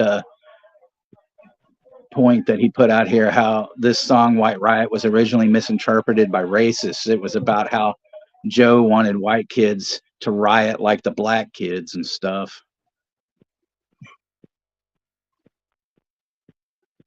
I love when people get that delusional and they're like, I want to start a race war. Like, no, you're not. You're just going to get locked the fuck up and people are going to forget about you in 10 minutes. It was like how a bunch of idiots misinterpreted Minor Threat's guilty of being white, of being racist, and it's not really. Yeah, it's just about how people were always, talking about how there was slavery and this and that, but it's like we had nothing to do with that. We shouldn't be made guilty of being white. Yeah, you gotta love when people don't do enough history checking before they go jumping in with their fucking opinions and shit on that. Which is, I don't know, it's a sensitive topic, really. So I just think that you got an opinion on it, you should probably just keep it to yourself.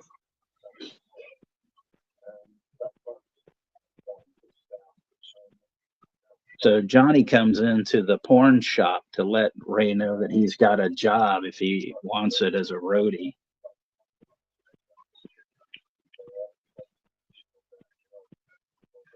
It's funny, there's like 2 or 3 random dildos on the shelf there next to that guy's head. Right. He was looking at one of them too. Yeah, because like I don't even know how it really caught my eye. I think it's because like I was looking at his head and it was like, you know, right next to his head. I'm like, oh, there's just 3 dildos right next to his head right now. And it's funny because you know Ray had that black eye from when that dude punched him at that show in the park, and now they're going to play the Apollo. I think they're in Glasgow, I think, in Scotland right now or some shit because they're on tour.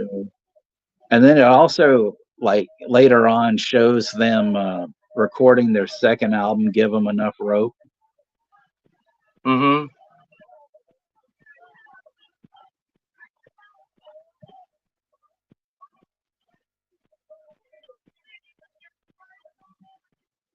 Yeah, that's true music. He hasn't lived that down, which is unfortunate.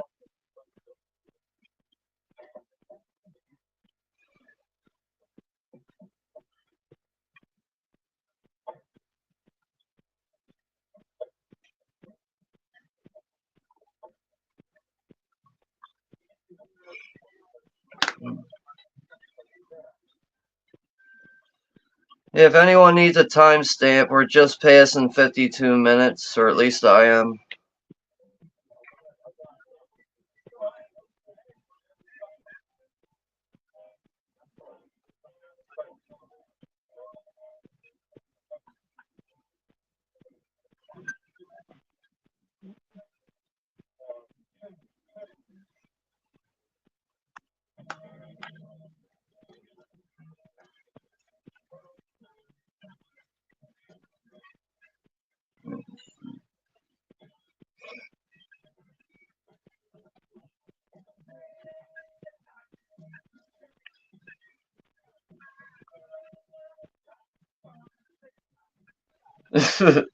Jim's like, hey, what's up, Juno? Why don't you shut up, man? You talk too much.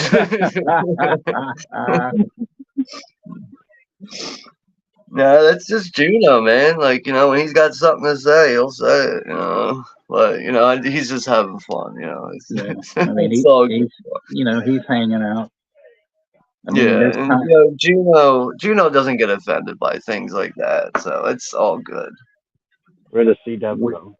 you know, usually it's me talking too much or something, you know, or I'm quiet on some of your streams when I have never seen the movie, so I'm kind of just watching it, you know.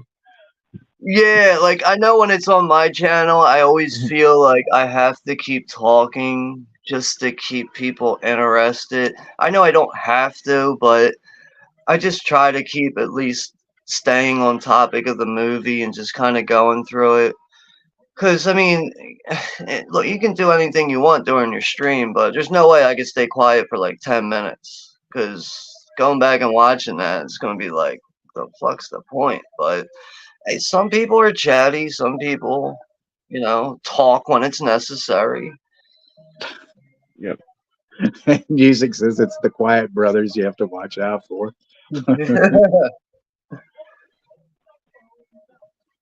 I want to make sure that Juno wasn't frozen or anything, right? The CW is still alive. Yeah. You know, that will happen sometimes when somebody stays still, they don't move and they don't make a noise. That'll have me like, are they frozen? Like, oh no, okay, they just moved. It's alright.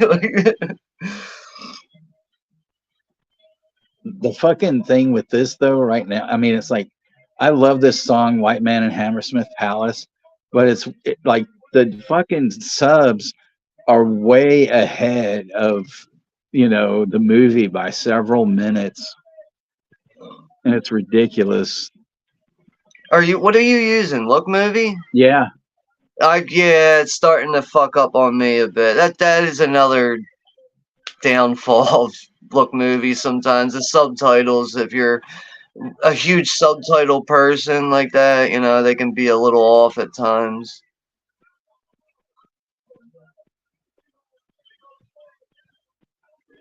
Yeah, it's just that, you know, like the subtitles will come up a little late or sometimes a little too forward but I mean, for me, like right now I don't have this tablet like the volume all the way up because I want to be able to hear the stream. So that's why I had the subtitles on.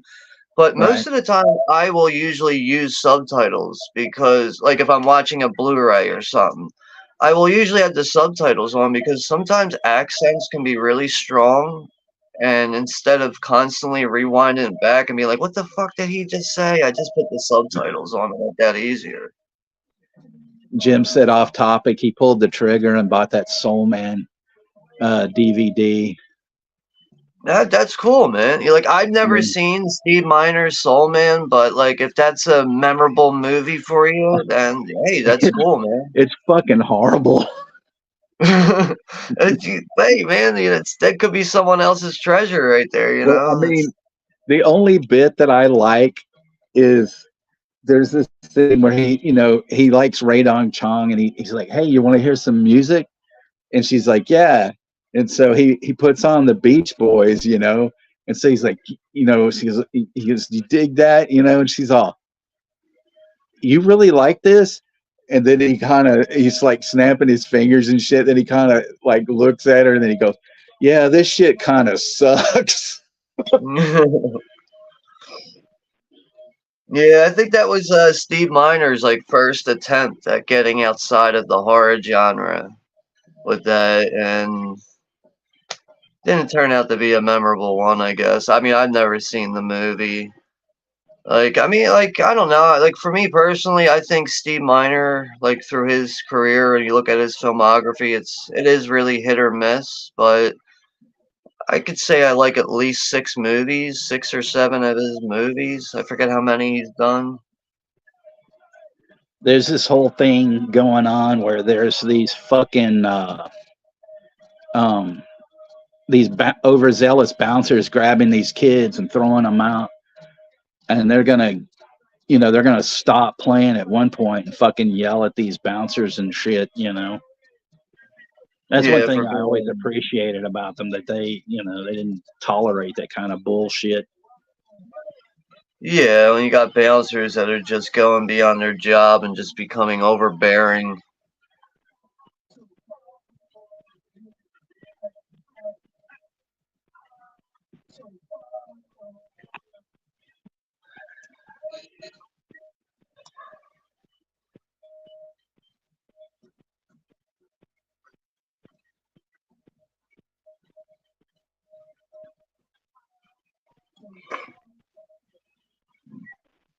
It kind of surprises me sometimes that a lot of punk bands will only have one guitar player. And the reason why I say that is because, like, punk is, like, supposed to be, like, trashy and loud. Like, why not have, like, a rhythm and, a lead and just have fucking full stacks all over the place and just be as loud as possible with, with that distortion that you're playing. Like, I don't, it's Right. just, sometimes I think that, just like, why not, have one more guitar Well, player? I mean, Shitload of Joe. full stacks. Well, Joe, the singer, he played guitar too. Just on some songs he didn't. Okay. But there was that one part where like Mick's chords were all fucked up, and so Ray's trying to untangle him and shit, and then the guy, then he's like yelling at him, "Get off the fucking stage!" So Ray goes downstairs and he sees these fuckers beating these kids up. So he's trying to help him and shit, and they're beating his ass too. I mean, that right there is fucking criminal. It's like totally fucked up. Oh yeah, without a doubt, no question.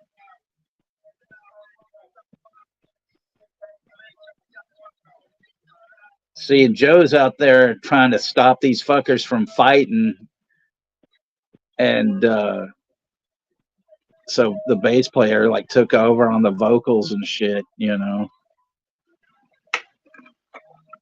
then he's gonna start yelling at these guys to stop this shit.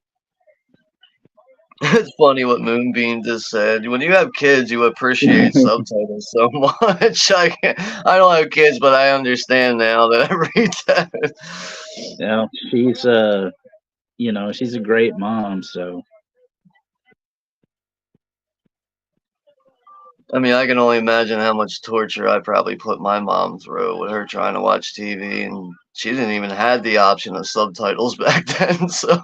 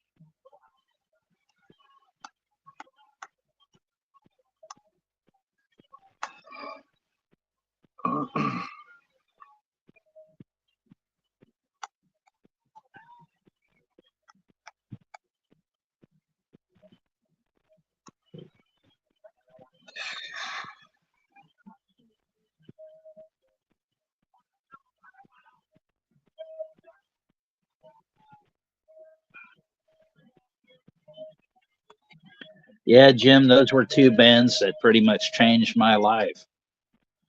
And I still listen to both of them.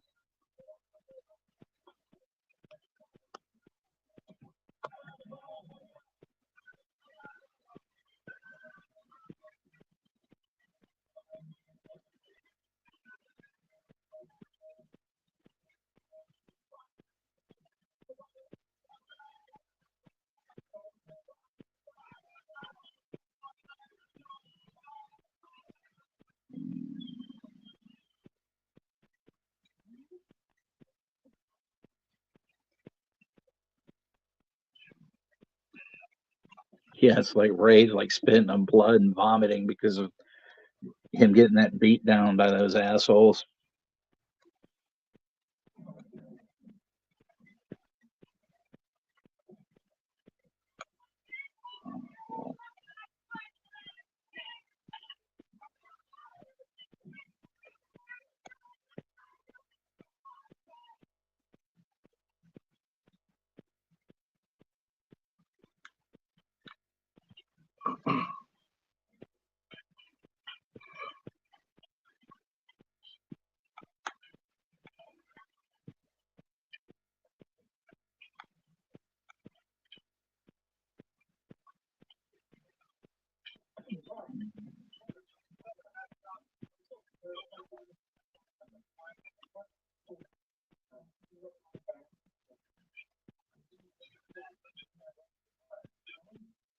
What the fuck?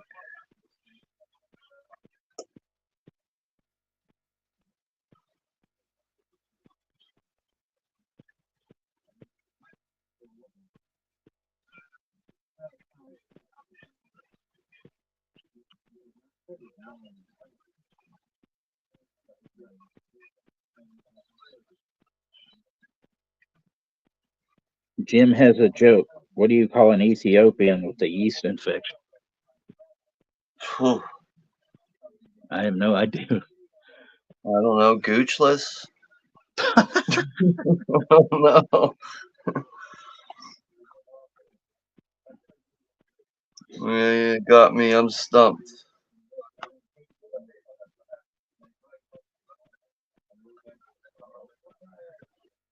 So yeah, there was this riot like after that show because of the shit that they were doing. So the band, couple of the band members got arrested and put in the hole. So now they've got to go to court, about some bullshit.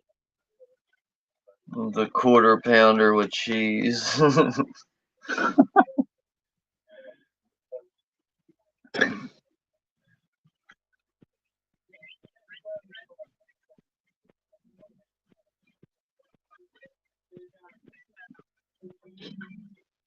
What do you call a gay dinosaur? I don't know.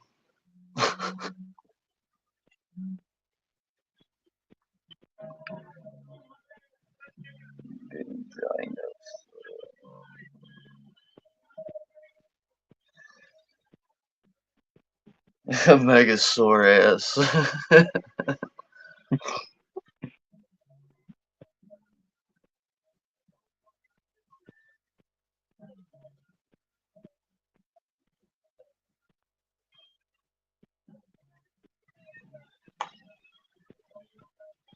Alright, looks like we're at the halfway point now. About 1 hour and 1 hour and 6 minutes.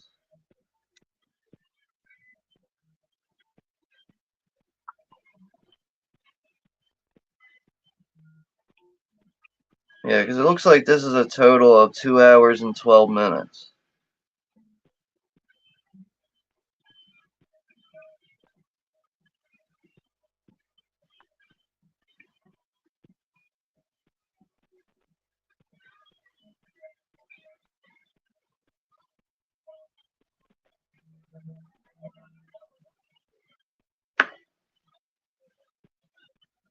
Yeah, and then this gig, there's more fighting and shit.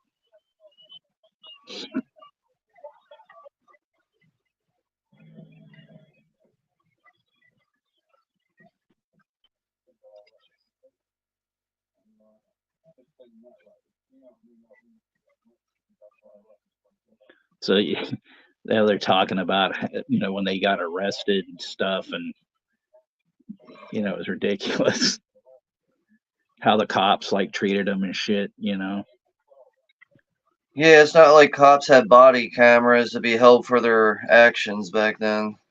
Right.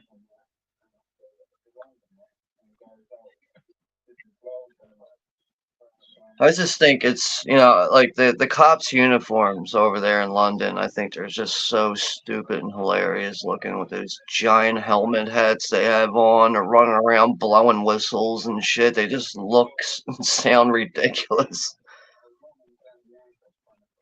It's like hard to take those cops over there seriously. I'd be like, what? Who the fuck are you? Fucking circus clown? You going to a Halloween party?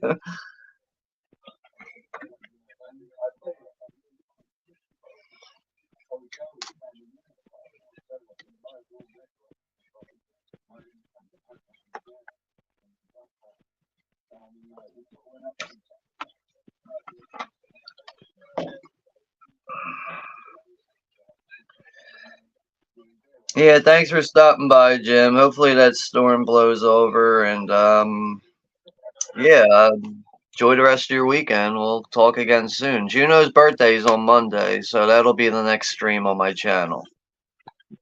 Take care, Jim. Yeah, We'll be Jim. we'll be watching Con Air on Monday. You're very much appreciated here, definitely. So thank you for always stopping by and hanging out with us. We appreciate it.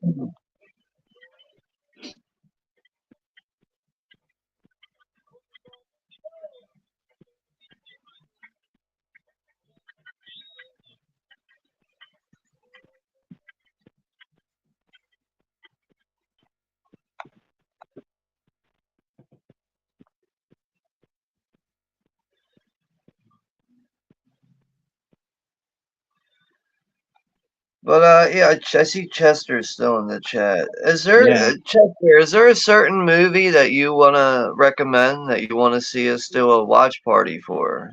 If you want to take some time to think about that, there's no rush to figure that out. So if you want to take some time to think about that, you're free to do that if you want.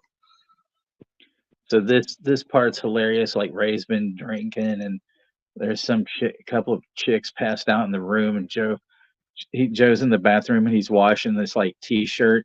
That's a Red Army faction, which is like these Italian. It was a Italian like I guess like he calls them like if asking him if they were terrorists or whatever, and so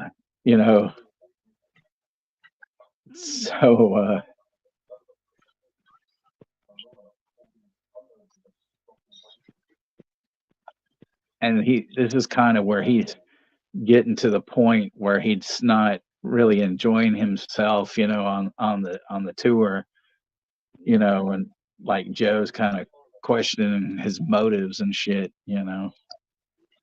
Yeah.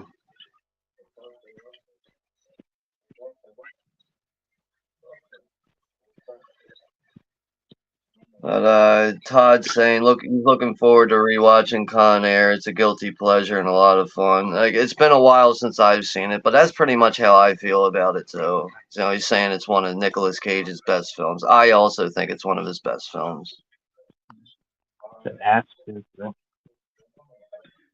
Yeah, I still need to see like music mentioned Putney Swope, which is Robert Downey Sr. directed that, and I've been meaning to see that. It's about an advertising company that gets taken over by a black revolutionary and stuff.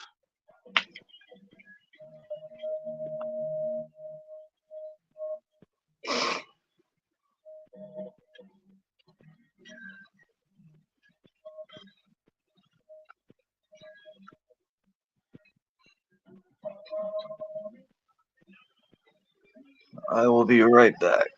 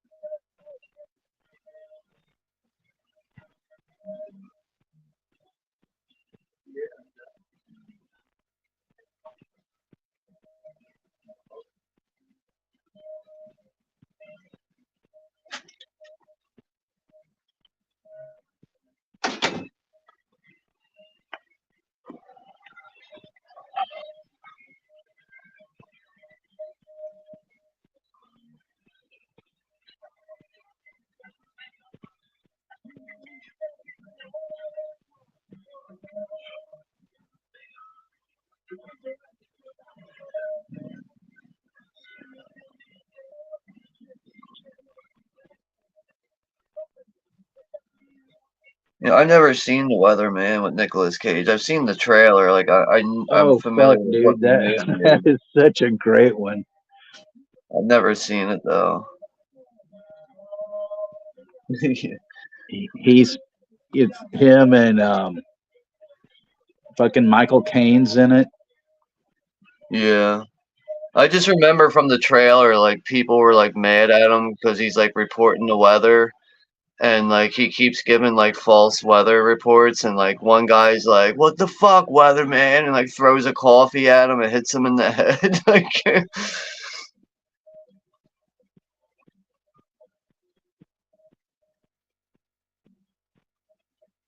I don't think Con Air was a Michael Bay movie.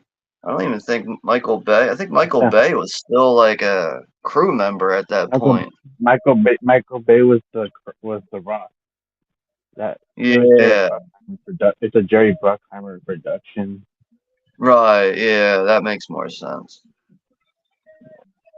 But it can Because definitely the be Rock hard came to out like remember info like that.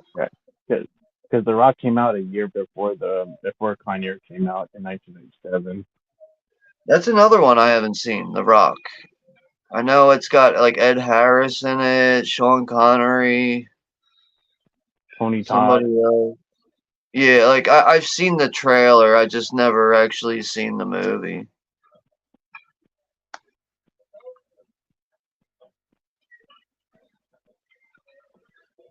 Yeah, apparently they're doing a new Karate Kid movie. Like, didn't they do like 5 seasons of Cobra Kai too? Like, Jesus Christ.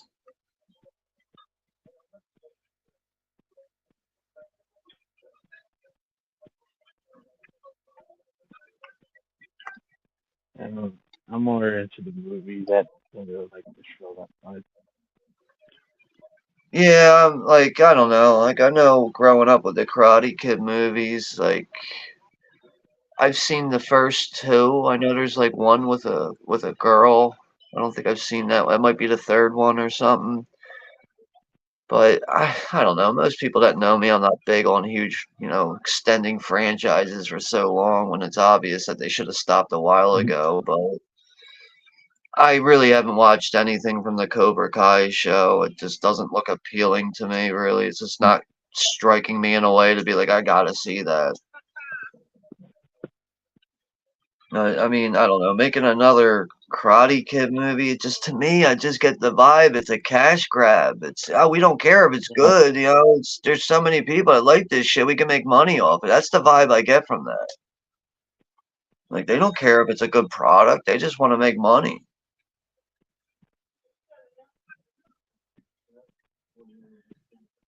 Like they want to make another Transformers movie. I'm like, Jesus Christ, they're still making those movies. Yeah, I don't know where these people come up with these fucking brilliant ideas, man.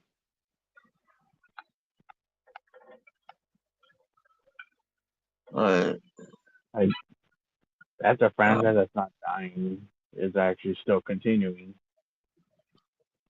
I gotta tell you, this is one channel I hate on YouTube is Darth Trailer. I cannot stand this channel because all it does is make fake trailers for movies that don't exist. Like right now, they just put out a trailer, John Wick 5, first trailer. And I was like, at first, I was like, oh, and I was like, fuck, it's Darth Trailer. Like, it's always fraudulent shit on this channel, and it's so distracting. And God, I hate false information on the internet.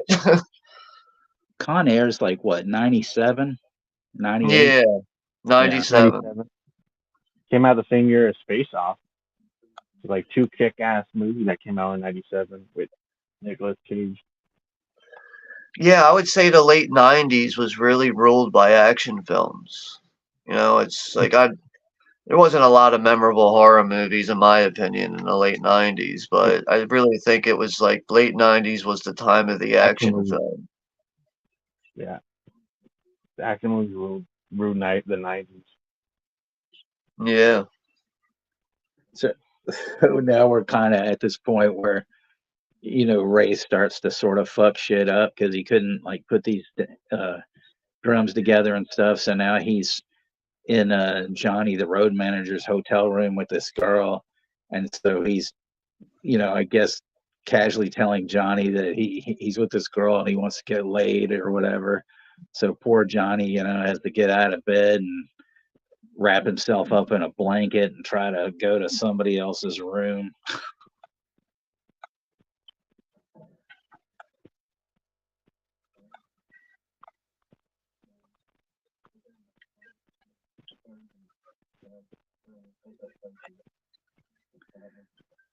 And then she says she's going back to London tomorrow, and he goes, "Oh fuck, I hate that place." And so now she, just knows how to bring the fucking, the atmosphere down and stuff.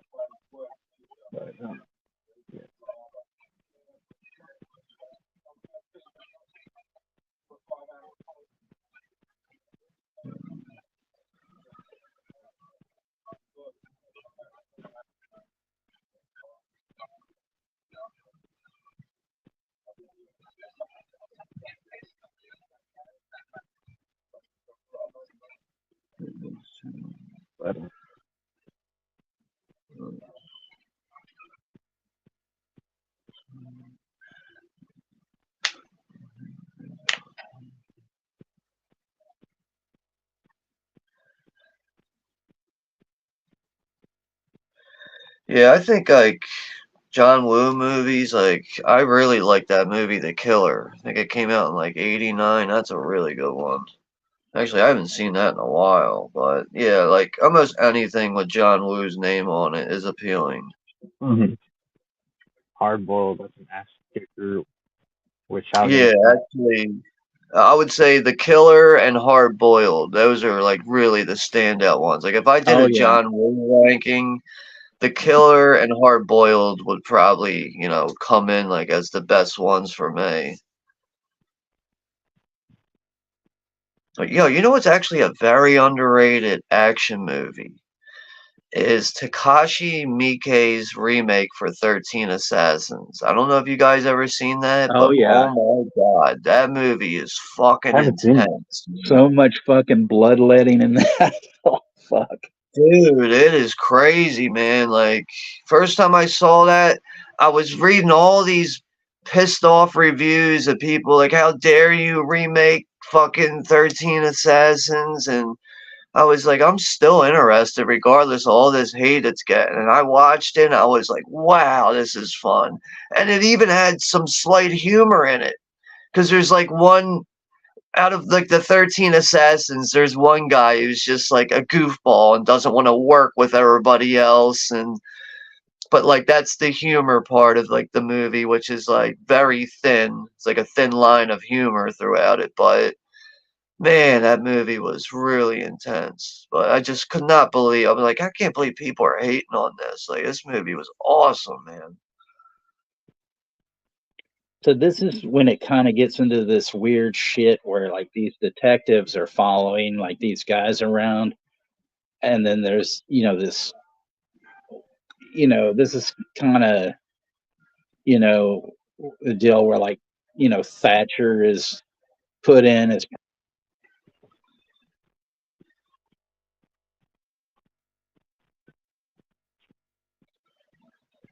So here's a John Woo movie I've never seen before. A Better Tomorrow. I've heard of it before. that's a great fucking movie too. I need to see that one. I've never seen this one. But yeah, it looks like it's from '86. It's got the same guy from Hard Boiled in it. Yeah, I gotta get on seeing this. So yeah, I was saying like gets to this deal where they're showing like Thatcher being like put in as prime minister and all this other fucking nonsense that didn't need to be in this film, really, Yeah, like, I mean, I guess I can see the relevance of it because of what's going on in the outside world with the riots. I could see them briefly focusing on this, but what you're saying is like, it's nonsense that shouldn't be in the movie. Maybe it's just in there a little too long. Yeah, but I mean, nobody gives a fuck. Nobody, gave a fuck about that bitch. I mean, I hate to say it, but she was a fucking tyrant to the people, and stuff. Yeah, sometimes a cookie is a cookie. Right. Plus, I agree she with was, Jim. in bed with that Mary Whitehouse bitch, on the whole video nasty shit. Yeah, I'm surprised I don't see her in the crowd. Yeah, I agree, Jimmy. Yeah, anything with John Woo never disappoints. Music says he used to drop acid and watch John Woo movies with the sound, without the sound and hard techno music playing. We used to do stuff like John Woo. that, but we would do it with sports. We would put a sports game on that we want to watch. It'd be a live game, and we would just put on like music over time. Like, fuck these announcers. We're putting music on and smoke weed and drink beer. Sometimes me and some friends, we would watch porn and like turn the sound down and play Ramones records, and stuff. It's interesting to collaborate the two. Take the volume out of something and just put music over it yourself. Like, I Right. felt like it always worked great with sports because you really don't need sound for sports unless you want to hear the crack of a baseball bat or, like whatever it is. But I just, sports is really like perfect for it. You could really take the sound out of sports. It's more about visually experiencing it, and then you put your own music over it. But yeah, what you just said definitely works too. Pretty much anything, really. It's your personal preference. So now this is the deal about the verdict of like the fines they had to pay when they shot those pigeons off the roof and all that shit. Wow. What a thing to have to pay fines for. Yeah, I know. Well, the fact that they got caught because they ran, I guess, away from the pigs and all that. Because they even talked about at one point there was like a helicopter flying over where they were, you know. Wow. When there's a helicopter involved, that means you did some shit. Yeah, Because police helicopters don't fly around just for nothing. It actually cost them a lot of money to run that helicopter. So they got the helicopter out after you. You did some serious shit. I agree, Todd. Yeah, that trailer was a complete ass with that new Transformers movie. Like, I don't know why they're still making that dog shit franchise still. I mean, growing up, I always liked Transformers and the cartoons, but the actual, live action movies, none of it's been appealing for me. Even when Michael Bay's name's attached in the first few. Yeah, like, I mean, I don't know. Like, Michael Bay is obviously he's good at what he does. It's just sometimes when I'm watching his stuff, I'm just like, why does everything have to look overproduced? Why? Like, that's just his style, though, man. I don't know. Like, that's probably my only real issue with the Friday the 13th remake is the fact that it's just looks overproduced. But other than that, I like everything that happens in that movie besides the look of it. And the music, the loud ass music they use. Yeah, I mean, I've gotten used to the music really, but like when the movie opens up and you see Pamela Voorhees and talking to Jason out in the rain and it's like in black and white, just everything just I don't know, just doesn't look like a typical Friday slasher movie. But I really do like that remake though, the 2009 remake. I mean, especially how the biggest douchebag in that movie gets killed. When he impales him on that fucking tow truck. That's such a cool kill. Asphalt Trent. Hmm And usually that's why people don't like that movie, is because of him. Like, slasher movies are supposed to have that, that ultimate douchebag, and that guy fucking played that role good, in my opinion. But people hate the movie. A lot of people do hate that movie just because of him. So now they show Joe doing the vocals for All the Young Punks, which is a song on their second album, Give 'Em Enough Rope.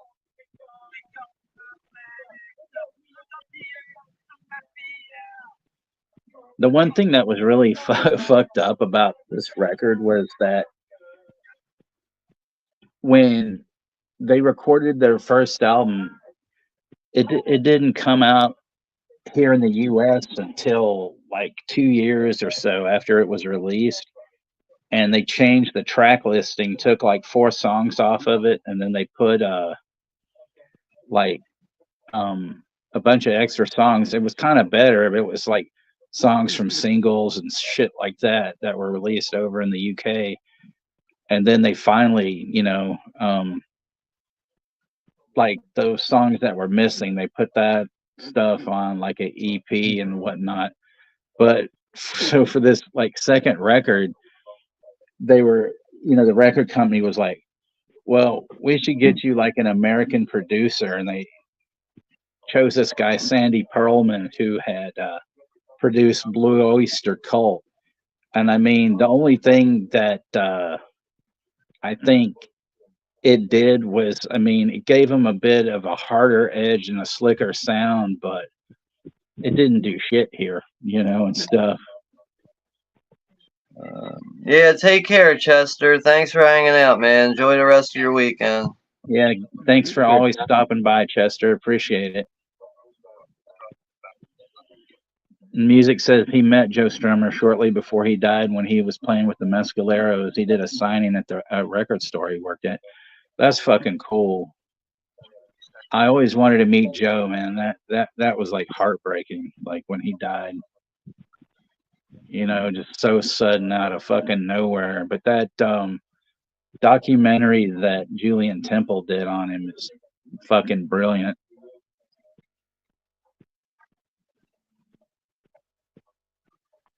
And I mean, the Mescaleros were an awesome band, I mean, I really, I was really glad that he kept it going,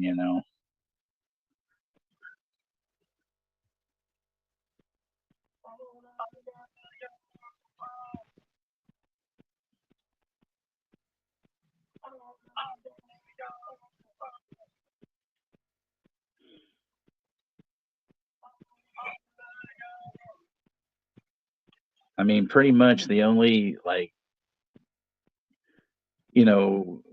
person that I got to meet that, I always, wanted to around, from back then was John Lydon when he did a book signing for his first book that no Irish, no Catholics, no dogs. And he was really cool to me. Some people he was a little short with and stuff, but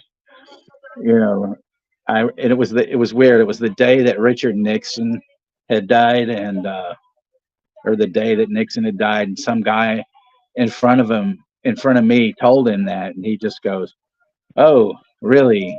And that was about it. He's just like, and then the guy wanted him to personalize the autograph, and he just looked at him and he goes, "There's no need for that," which was hilarious. But that intimidated the fuck out of me because I was like, I don't know what to say to him at all. And then I sort of was like, my parents hated your music, and he just kind of like looked at me and got this big old smile, and he goes, well, that's rock and roll.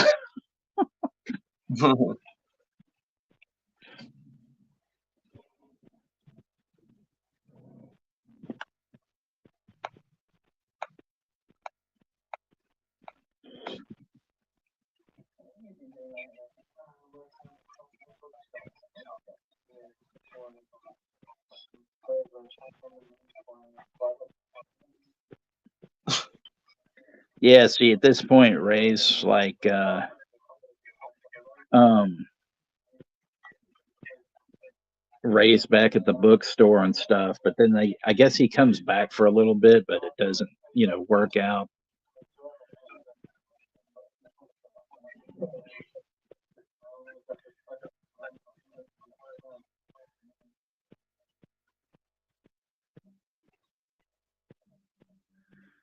Yeah, most of the time, music he does.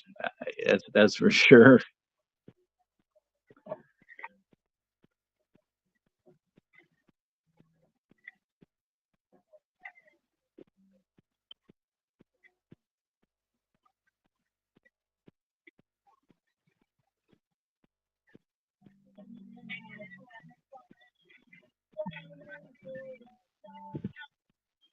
Man, this might end up being a 3-hour stream. We got Or we got. Jamie Hart's in the house. Hey, what's up, Jamie?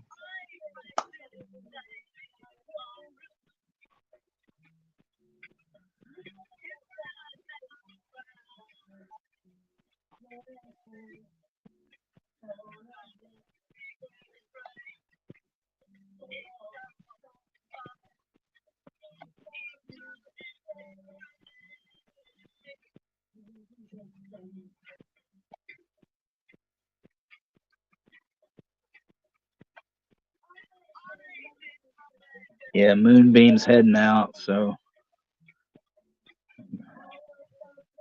All right, take care. Have a good night, Moonbeam. Enjoy the rest of your weekend. Have a good night. Moonbeam, take care. Thank you for stopping by.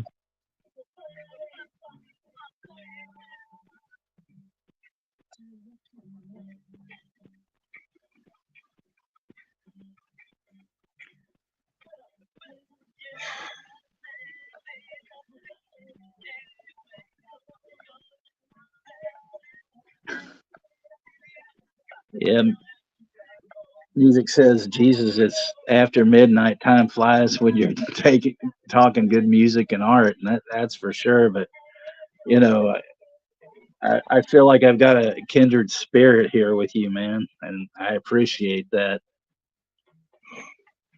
See, that's the thing. Like when you do these streams, especially when you constantly, you're talking and you're focusing on the topic and elaborating. Like before you know it, that 2.5 hours is like bang, it's over. Right?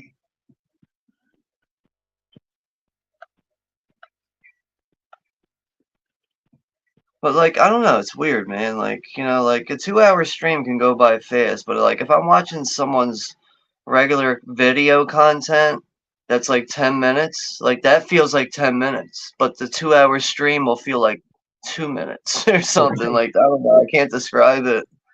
It's just weird how that happens.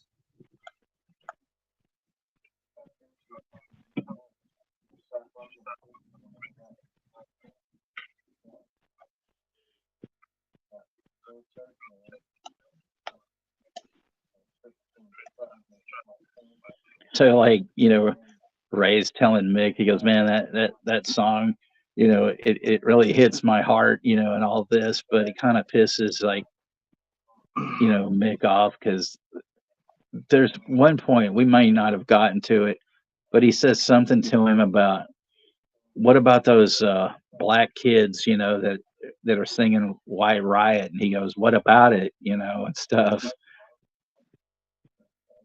and he's just like, "The fuck is your problem?" Kind of thing.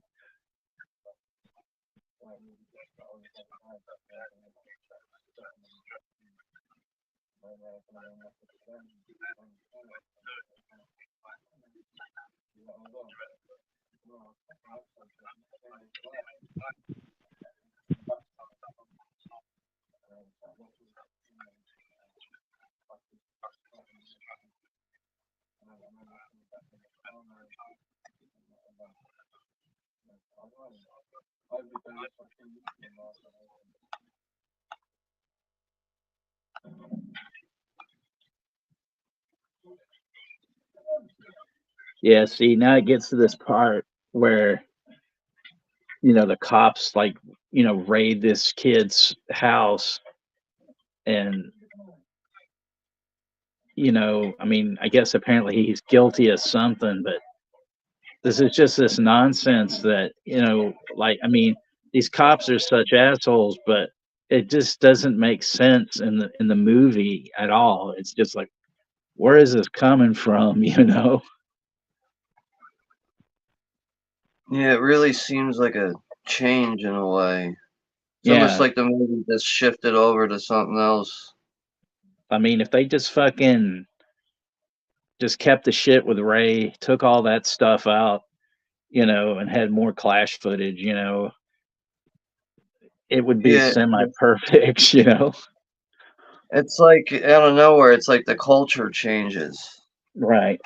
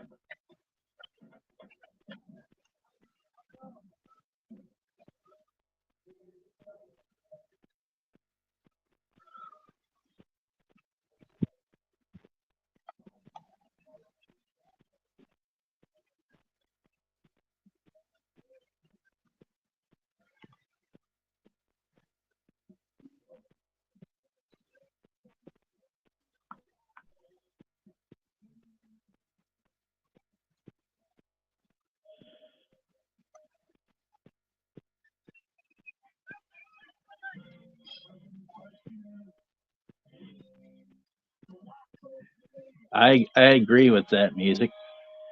He said music did more for civil rights than MLK, which I agree. You know that like in Detroit when they were having those race riots back in 60, 68 or whatever, they thought that they, could get James Brown, to have this concert so he could, get everybody to chill and stuff like that. But what they don't tell you is that he wanted like fucking $10,000 to do it. Oh God.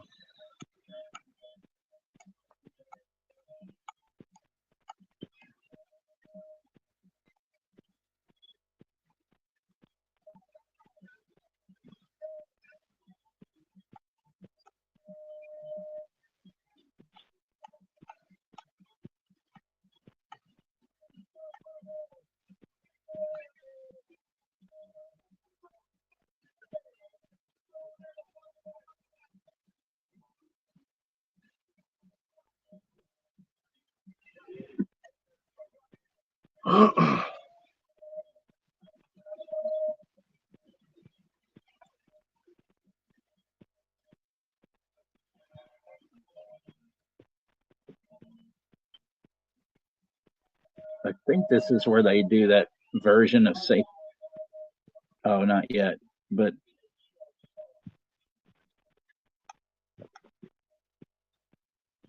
they're gonna sometime soon. They'll show that version of Safe European Home. That's just fucking mind blowing.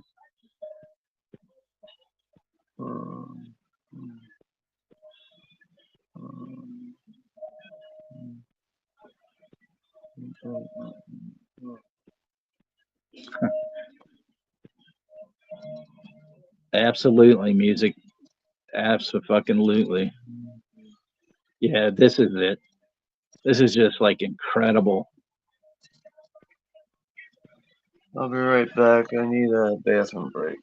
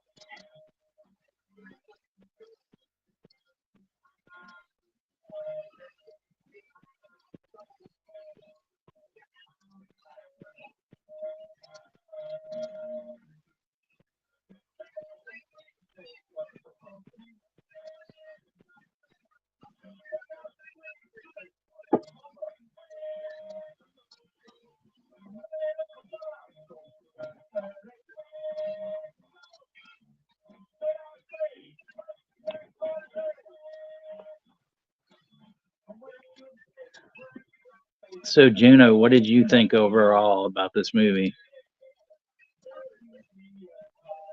I think this movie is really good because it has like some of that Sex Pistols vibe to it. I was, wasn't sure if, what you would think of it. Because I like this kind of stuff, like anything like that involves like bands that were in the UK, like the Sex Pistols. Like it's pretty awesome.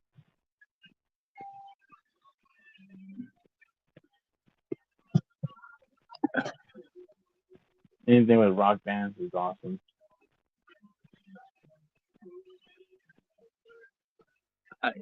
Music's asking if you preferred hardcore at all, but Juno, he's and this is no offense, he's kind of a young one. He's just in his early 20s, so I don't I don't know. I What mean, that's, what? Which one is he talking about? Hard rock, metal, or rock? like hardcore punk and stuff, as opposed to like, you know, Like I do like Sex Pistols. right. Well, like stuff like, Black Flag and, the Germs, like when we, watched like Decline that one night. I do like Misfits. Yeah, there you go. I have a Misfit shirt. I think a couple of weeks ago I was wearing the Misfit shirts. So yeah, I like the Misfits. Yeah, he's asking, do you prefer the loud, angry stuff? Oh, the screaming stuff. Um, that's not really my cup of tea. Like I prefer like the energetic one where you just hear music with it. Like I'm not big on the screaming one.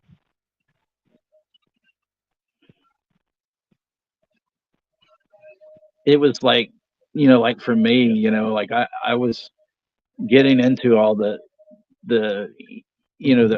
earlier stuff like Ramones and Pistols and all that, and then hardcore just started coming up at the same time. So then it was like, I feel like I got the best of the both worlds, the tail end of like punk and post punk or whatever, and then hardcore was happening and everything.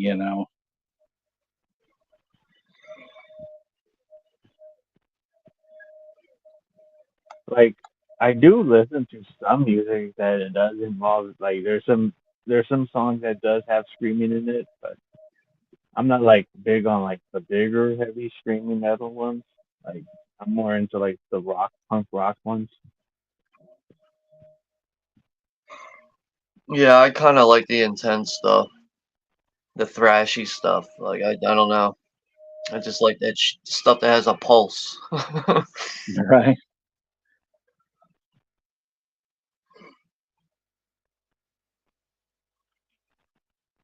Like I like listening to Red Hot Chili Peppers. Yeah, they've always been a solid band. I would think they're underrated. I've 'Cause, always liked how like versatile they could be. Like they're not really just confined to one genre. yeah, like their Like they music are is just generally like a rock band, but you listen to like full albums, like they really will expand on like their sound. mhm.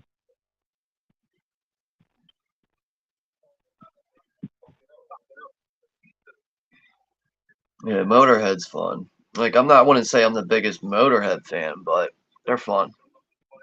Yeah, I like Motorhead a lot. I like Girl School, and you know, um, Do you like it or hate it? Texas, the game song the what? by Motorhead, Triple H's theme song. Oh yeah, I mean that stuff's good. I mean, but I mean I do like their earlier stuff, but I mean yeah, that song's fine. I mean pretty much anything. I really like, as far as sort of a metal goes, I like Thin Lizzy and stuff. even though, not all of their stuff was that heavy, but that Jailbreak album is fucking great.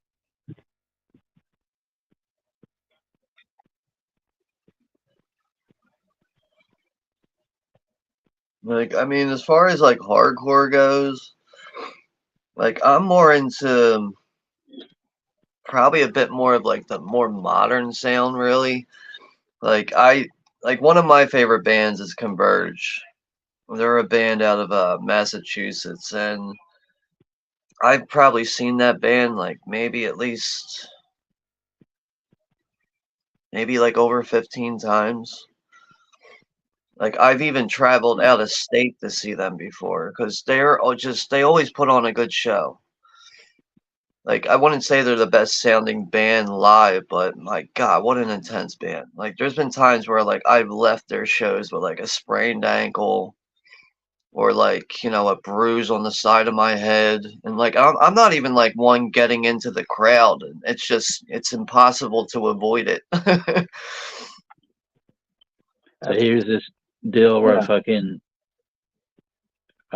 Ray's like hanging out behind backstage and stuff, and the band has to go on, they leave, and he takes a bunch of beers and puts them in his leather jacket and shit. And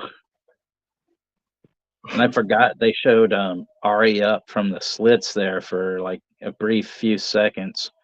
I love the Slits. I thought they were fucking great. They started off, as a first pretty much in that, group around with the Clash and the Pistols. They were like the first like kind of all girl group, doing punk songs, and then they kind of changed up to reggae and stuff. But the stuff they did was really good. You know what band I always thought was like good, but like at the same time can be a little bizarre with their sound is Bad Brains. Yeah. There's some really good like early Bad Brains stuff on YouTube. There's one, I think this one song at the Atlantis or something like that. And fucking HR, he's in a suit and he fucking does like a backflip. Like, at one point they just, they're playing and he just, it's so fucking cool. And like Converge, like the band Converge, they formed in 1990. So as far as like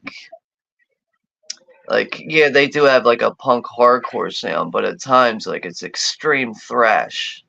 Like they also have pretty like their songs are not very lengthy. On average, they're from like a minute 30 seconds to about 3 minutes.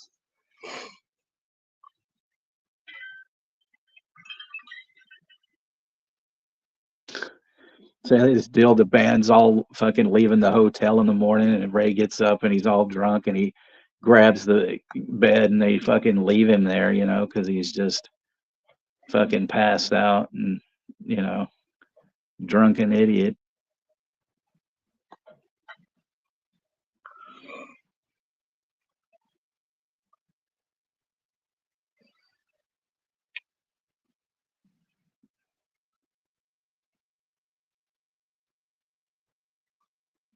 You ever hear of a band called Ceremony? I know the name, but I don't think I've heard anything by them. Yeah, I think they are a straight edge band, but like that's a band I've seen quite a few times, but always a good live band. Always intense crowds, but they always had some fun lyrics too.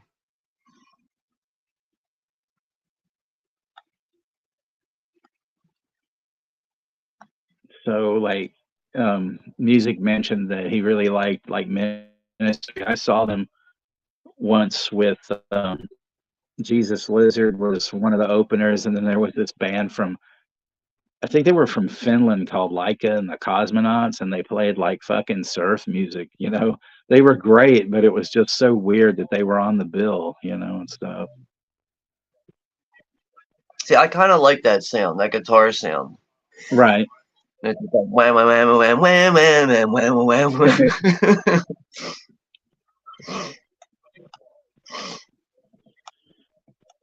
Like Negative Approach, man. I always enjoyed that band. Oh fuck, man. I was supposed to see them, one time, and like, in the early days in '84, before they, this was way before they got back together and everything and stuff, but they broke up on the road like 2 days before they hit Houston, and it sucked because I had, my grandfather had died, and I had gone through like about 3 or 4 funerals in the past couple of years, and I was like, I told my mom and stepdad, I was like, look, I don't want to hang out here at my grandmother's. I just want to fucking go home. So they said, well, if you can get somebody to pick you up at the airport, we'll arrange you a flight. Oh, right quick. Yeah, this is the bit where Ray starts talking about like the black kids, singing along to White Riot and stuff, and he gets all, mix all like, what about it and stuff, and he's like, he goes, I'm gonna, I'm watching you and shit, and stuff, which is kind of cool.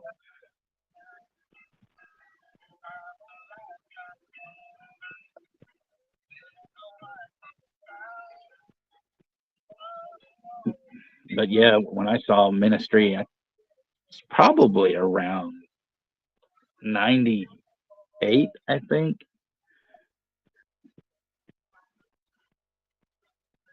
But he said he saw him on the Psalm 69 tour in '92 with Helmet and Sepultura. They had fire-breathing dragon skeletons on stage, which they tore apart and threw into the crowd. That's pretty cool. Yeah, I just Sepultura, remember, man, that was a good metal band. yeah, Always liked Sepultura, and then once they formed Soulfly, they kind of got that rap metal thing going on, and I liked the first Soulfly album, but that was about it. well, some of those guys in Sepultura were in a hardcore band called Ratus de Pareo before, Right. Mm-hmm.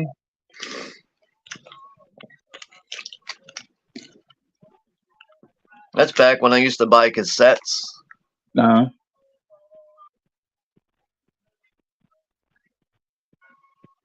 And that's this bit here where like Joe's fucking around on this piano, and like Ray comes in and he's kind of drunk and he does this like shuffling dance and stuff. Yeah, I was like, what's he doing? He's just like, fuck you too, and fuck you. Like on this piano. What the fuck's going on here? He just, he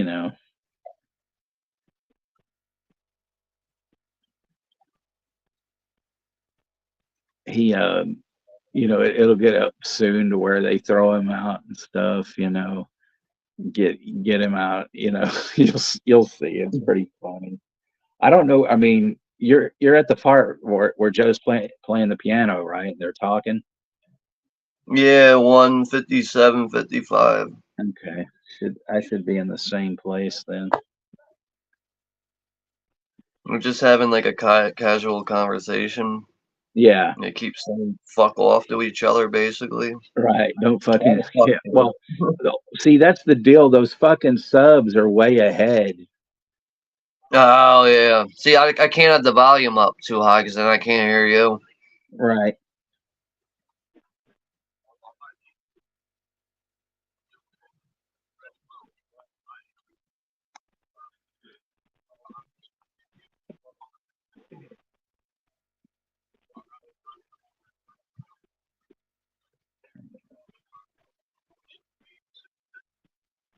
Yes, he's trying to tell Joe that you shouldn't be too political and all this shit, Probably right, though. Well, I don't know. They politics and music, to talk about. You take it to a level of where you forget to have fun with your music and it all becomes political. That's when it's like, what the fuck, man? Like, I almost like as an example, like I don't know how a band like Rage Against the Machine ever really had fun. You know, I always liked the band, but how did those guys ever have fun? They're Well, I mean, constantly sending nothing but political messages, and then on their free time, they're protesting all the time and getting locked up. Like, how are you guys having any fun at all? well, see, What the fuck? the thing that gets me the most is how I mean, I can't believe that Sony, ever signed them, and not that they, and only because Sony, they're notorious for stifling, bands and, fucking with them and shit. And so, I mean, there was just, I guess, no way, because they were so political, that they could say, well, we want you to do an album of children's lullabies or some shit, We They want you to must do a have looked at disco them as record. dollar signs. They probably looked at them as like, this is gonna sell. Could care less what the message is. It's gonna sell. Right. Well, see, that's the way it used to be, like in the 60s and 70s with most labels, because, somebody would, like have Frank Zappa, somebody that was so esoteric and out there, that they would make more money off of like other bands. So they would be like, well, it doesn't matter, I mean, if he sells some records, cool, it was like they didn't, they would allow, certain bands that they couldn't care, less, that they sold for them, because they had more bigger bands, that would make money. But I mean, all that shit changed. So like Ray's talking to these two kids that are roadieing for him, and they're like, "Oh yeah, you're that drunk guy and shit."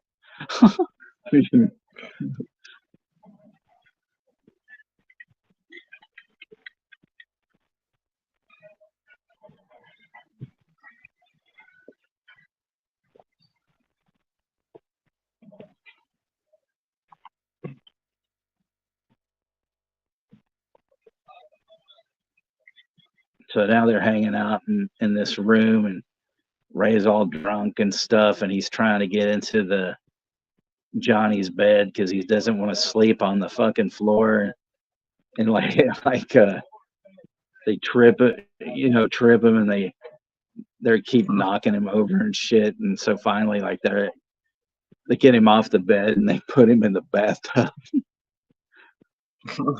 And he starts going, you cunts, and all that. So that was pretty much the end.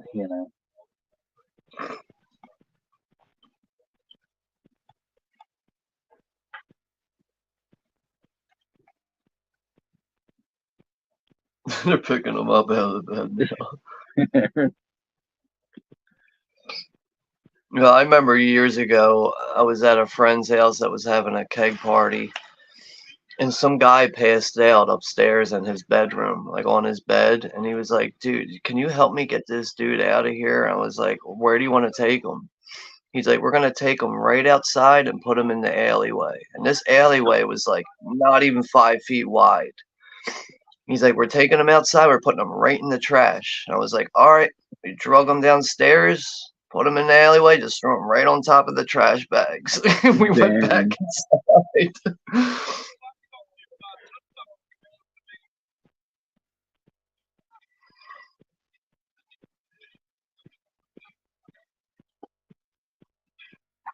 Like, I thought the guy was going to wake up as we were taking him down the steps. That dude wouldn't wake up for shit, man. Oh, he wow. must have woke up, and he must have woke up in those trash bags. Like, how did I end up here?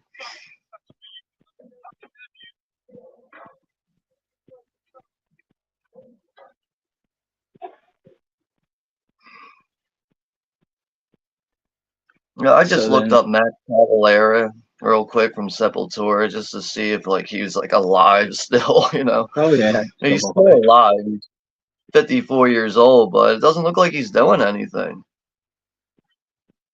As far as music, it doesn't look like he's doing anything, man.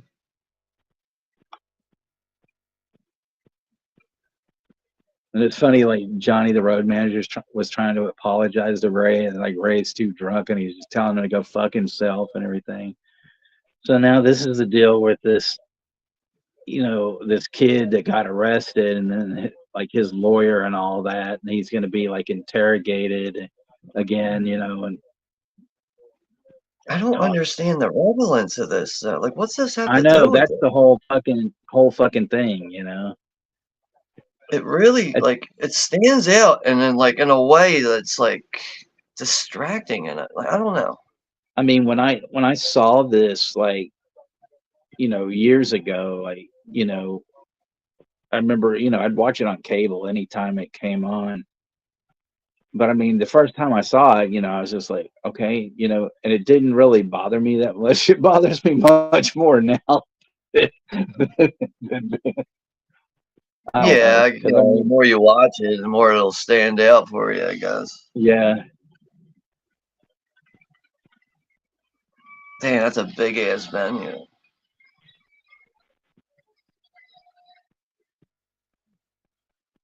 Well, we're coming up on the end here soon. yeah. This is when they play "I Fought the Law" and everything. What is that venue they're playing at? It looks so big. I don't know. I don't know where this. I mean, I can probably find out where this was. It's not that big of a deal.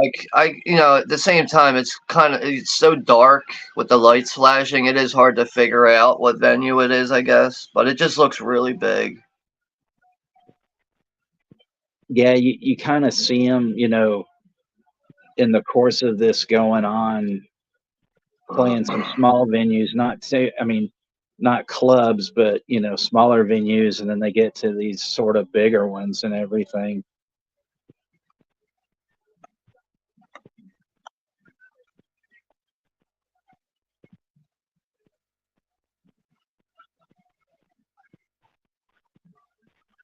So many people, have covered this song, but it was originally done by this band, Bobby Fuller 4. And apparently, Bobby Fuller had some nonsense with some mob guys, and he was forced to drink gasoline.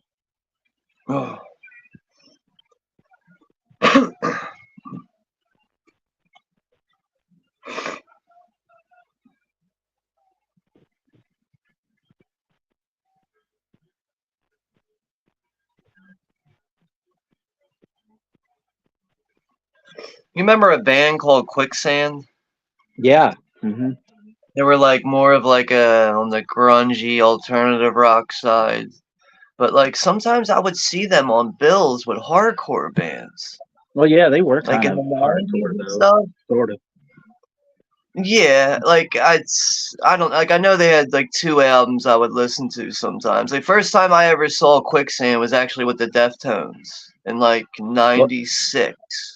well, it's funny you say that because the bass player from Quicksand is the bass player in Deftones, because the one guy that the Deftones had was in a car accident, and then he was like in a coma and died from his injuries and shit. Right. Yeah. It's fucked up like when that shit happened like somebody snuck into the hospital and took pictures of him. Oh, that's horrible. Yeah, like like some media people snuck in there and took pictures of him with like tubes in his mouth, and then of course he's in the coma, and they went and posted them all over the internet.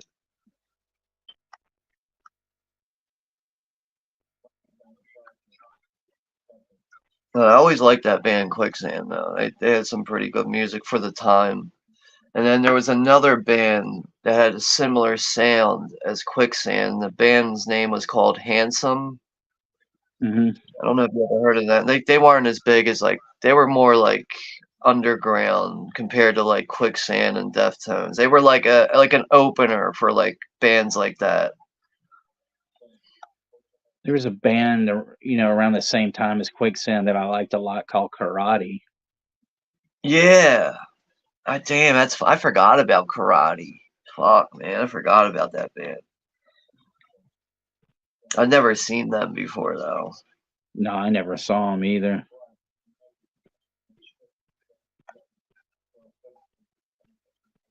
See, it's like I don't know why they don't make cars with CD players anymore. Like that's another reason why I don't listen to a lot of music. Like I can't bring my CDs with me in my car anymore. There's no more CD players. It's so fucked up, man. Don't make any sense.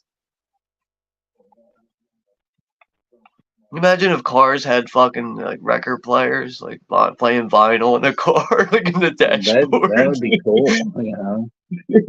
It'd be pretty funny. You imagine you driving, you got this giant vinyl album in the dashboard.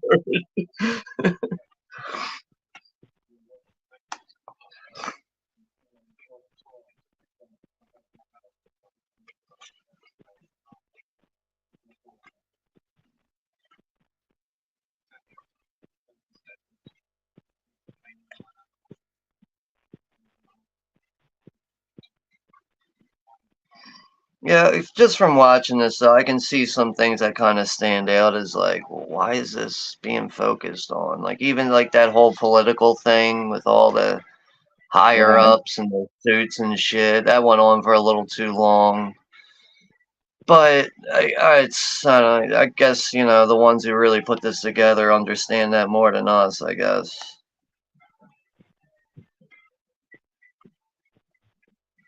But this is still interesting and informing because I've never seen it before. There's this guy that, well, one of the members of the Clash, Mick Jones, the guitarist and everything, he had a band called Big Audio Dynamite. Then it became Big Audio Dynamite 2. And there's a guy that was in the first Big Audio Dynamite, this guy named Don Letts, and he was actually a DJ at this club called the Roxy, where like a lot of, you know, the Pistols, you know, pretty much all those punk bands played. So so he made a film called The Punk Rock Movie, which is, you know, you could probably only find it on a bootleg. I used to have it on video on one of those Good Times video cassettes, you know, and it has great footage by like the Slits and Eater and the Clash is in it. And I mean, it's like, I think he shot most of it on Super 8 and shit, you know, but he, you know, besides being a DJ and doing all this stuff, and he was in that band, there's a documentary about him that I thought was really good because it pretty much covers most of his life. And, you know, I mean, it's like this guy isn't even really like in, you know, any kind of scene, you know, sort of, but the stuff that he did because he was good friends with the Clash and everything like that, you know. Yeah. So this is pretty much, we're here at the end credits of the film and everything. So, you know, yep, pretty Yeah, much. you know, You're right. yeah, for a documentary that runs that long, like 2 hours, 12 minutes, really not bad. Yeah, I mean, I don't know. Like I said, I don't know what they were trying to, you know, accomplish with a lot of this stuff, but yeah, music says Mick Jones gave the Clash their pop sound, and Sturmer was the political lyricist, but Mick Jones would write the hooks and everything. But I mean, I can tell that the stuff that they're focusing on, it kind of goes a bit long. Obviously, it's a part of the times. This is the shit that was going on outside of the music and all that. I can see how that's relevant. Maybe it shouldn't have been focused on as long as it was. That's probably Yeah, about all, really. But you know, it's when you have stuff going on in a documentary, it's wise to focus on everything that was going on, you know, surrounding people and how everyone was living and everything and what they had to deal with. right. But that Don Letts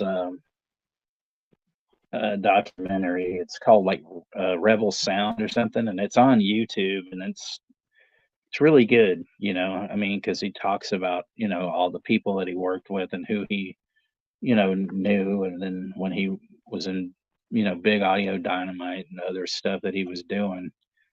And I mean, he's like on my bucket list to meet. I'd really like to meet him because he's like a Rastafarian, and stuff. So Yeah, I'll yeah, hang out. I'll hang out with any Rastafarians. So I'll definitely will. He says, check out the BBC doc presented by Don Letts called Skinhead. Yeah, I'll have to do that. Thanks for letting I've me heard know. of that. I'm pretty sure, like, I can picture the artwork in my head right now for it, but I don't think I've seen it. But yeah, thanks for joining us, Music. And it's a pleasure to meet you and a pleasure to have you here. Hopefully you'll join us for more stuff. And everybody that came tonight, and the people that are still here, and hello and cheers to all you people that'll watch the replay, hopefully. There's our usual fam, Zodiac and Jimmy and Zodiac and Russell, and well, Bash wasn't here tonight, but hey Todd, thank you. I appreciate that. And Hateful and Moonbeam, of course, and Live Style Rewind and Larry the Hardcat Dad. I didn't know Liv was here. Yeah, just not long because she said she had something going on. I wish Dawn she must have came in. She must have like came in and left when I was like not looking at the chat or something. And 71 and Jim's movie channel. And I mean, like I always say, all you guys are great, and we wouldn't be doing this if it wasn't for you, So, but we are. Yeah, I mean, I look at it as like we are. It is about hanging out with you two guys, really. But without the chat, we wouldn't have much reason to go live. Yeah. We could do this privately, but no, we want to have other people involved. It's all about the interaction. At least that's how I feel about it. I think it's all about the interaction, really. And it's some people want to interact. Obviously, there's people that lurk too. It took me a while to realize that there's people that just like to watch these streams and don't want to comment. That's perfectly fine, Right.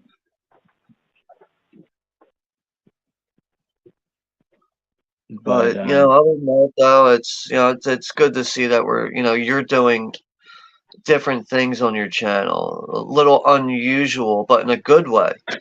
Like well, that's good. You scared me there. Getting outside of like doing regular movies and stuff, like we're focusing a lot more on like musical documentaries lately on your channel.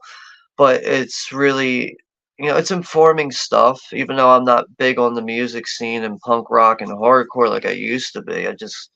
That shit really just took its toll on me after a while. I was like, I'm not really into looking for fucking parking to go to a show, and then prices going up on things, and covered in sweat and grime, and not getting home till 2 o'clock in the morning, having work 3 hours later. And after a while, I was just like, I'm beat, man. I've been doing this shit since I was in high school, and it was really around like the age of like 25, between like 25 and 30 is when I got burned out on that shit, man. Right. Like I remember we used to go to a lot of shows, and it would be less than like $5 to get in. Eventually it got up to $12 to get into these shows, and it's like, I know there's a lot of out-of-state bands that, they got to make some kind of money, but like when you're looking at the bills and the bills aren't really going your way with some bands, and you're like $12 to see these bands, like, I don't know, man. I think like I used to really like when like you would hear about secret shows, like the word would get out, like, yo, this band, they're not playing this show, like that got canceled tonight, but they're still going to play at someone's house, and you get, word of mouth goes around. And like those are like, like the house shows, even though it would be all cramped up in a basement, like those are the shows that wouldn't care if you had your own beer and stuff, and there's no bouncers to break up fights and stuff. Like, yeah, the fights are bad, but it just experiencing all that stuff was fun. I think one of the best shows I ever saw was like Halloween of like '85. Some friends and we drove up to Austin, and it was a 5-band bill for only $350 at this place called Liberty Lunch, and it was Poison 13, the Crucifix, a band called Son of Sam, the Offenders, and 7 Seconds were the headliners. I've seen 7 Seconds before. But I see, music saying that $12 these days is a bargain. I'm pretty sure shows don't cost $12 anymore. But like $12 got it. Like that was like 2003-ish. About that time period is when it went from $5, $6 to 12. It just like doubled the price, and it's like, what the fuck, man? Like shit's getting a little pricey. Like I bet you if I went to a local show, it's like tomorrow, I wouldn't be surprised if it costs like $20 to get the fuck in. Yeah, probably. I'm so out of the loop on that. I don't know what prices and all that shit cost anymore, but it's always a pain in the ass. Like if you're driving your car, you got to find a parking spot, and you're in the city 9 times out of 10, you got to go pay for parking, or your car is going to get a ticket or get towed, and I don't know, all that shit just adds up after a while. Wears on you. Like we used to, like one of the biggest venues we had here in Philadelphia was a church called the First Unitarian Church at 22nd and Chestnut. Saw a lot of great bands at that place. And their shows on average were between about like $3 and $5 to get in, and eventually those prices started going up, and it was like, this shit ain't worth it anymore, man. And then if you want to buy merchandise off the bands, like I don't harp on those prices. Those bands got to make money, but after you're paying to get in the door, going to get dinner, and you're buying beer, and you're buying merchandise, that turns into a fucking $60 night. But yeah, we just hit the 3-hour mark, so I want to, I think we should hit the road. Yeah, I knew this was going to be a 3-hour stream, but that's fine, Yeah, my battery just hit 20%. So anyway, thanks again, everybody, for coming out and everything, and we appreciate you guys as always. And so take care and enjoy the rest of your weekend, and hopefully we'll see you guys Monday for Juno's birthday bash. Yeah.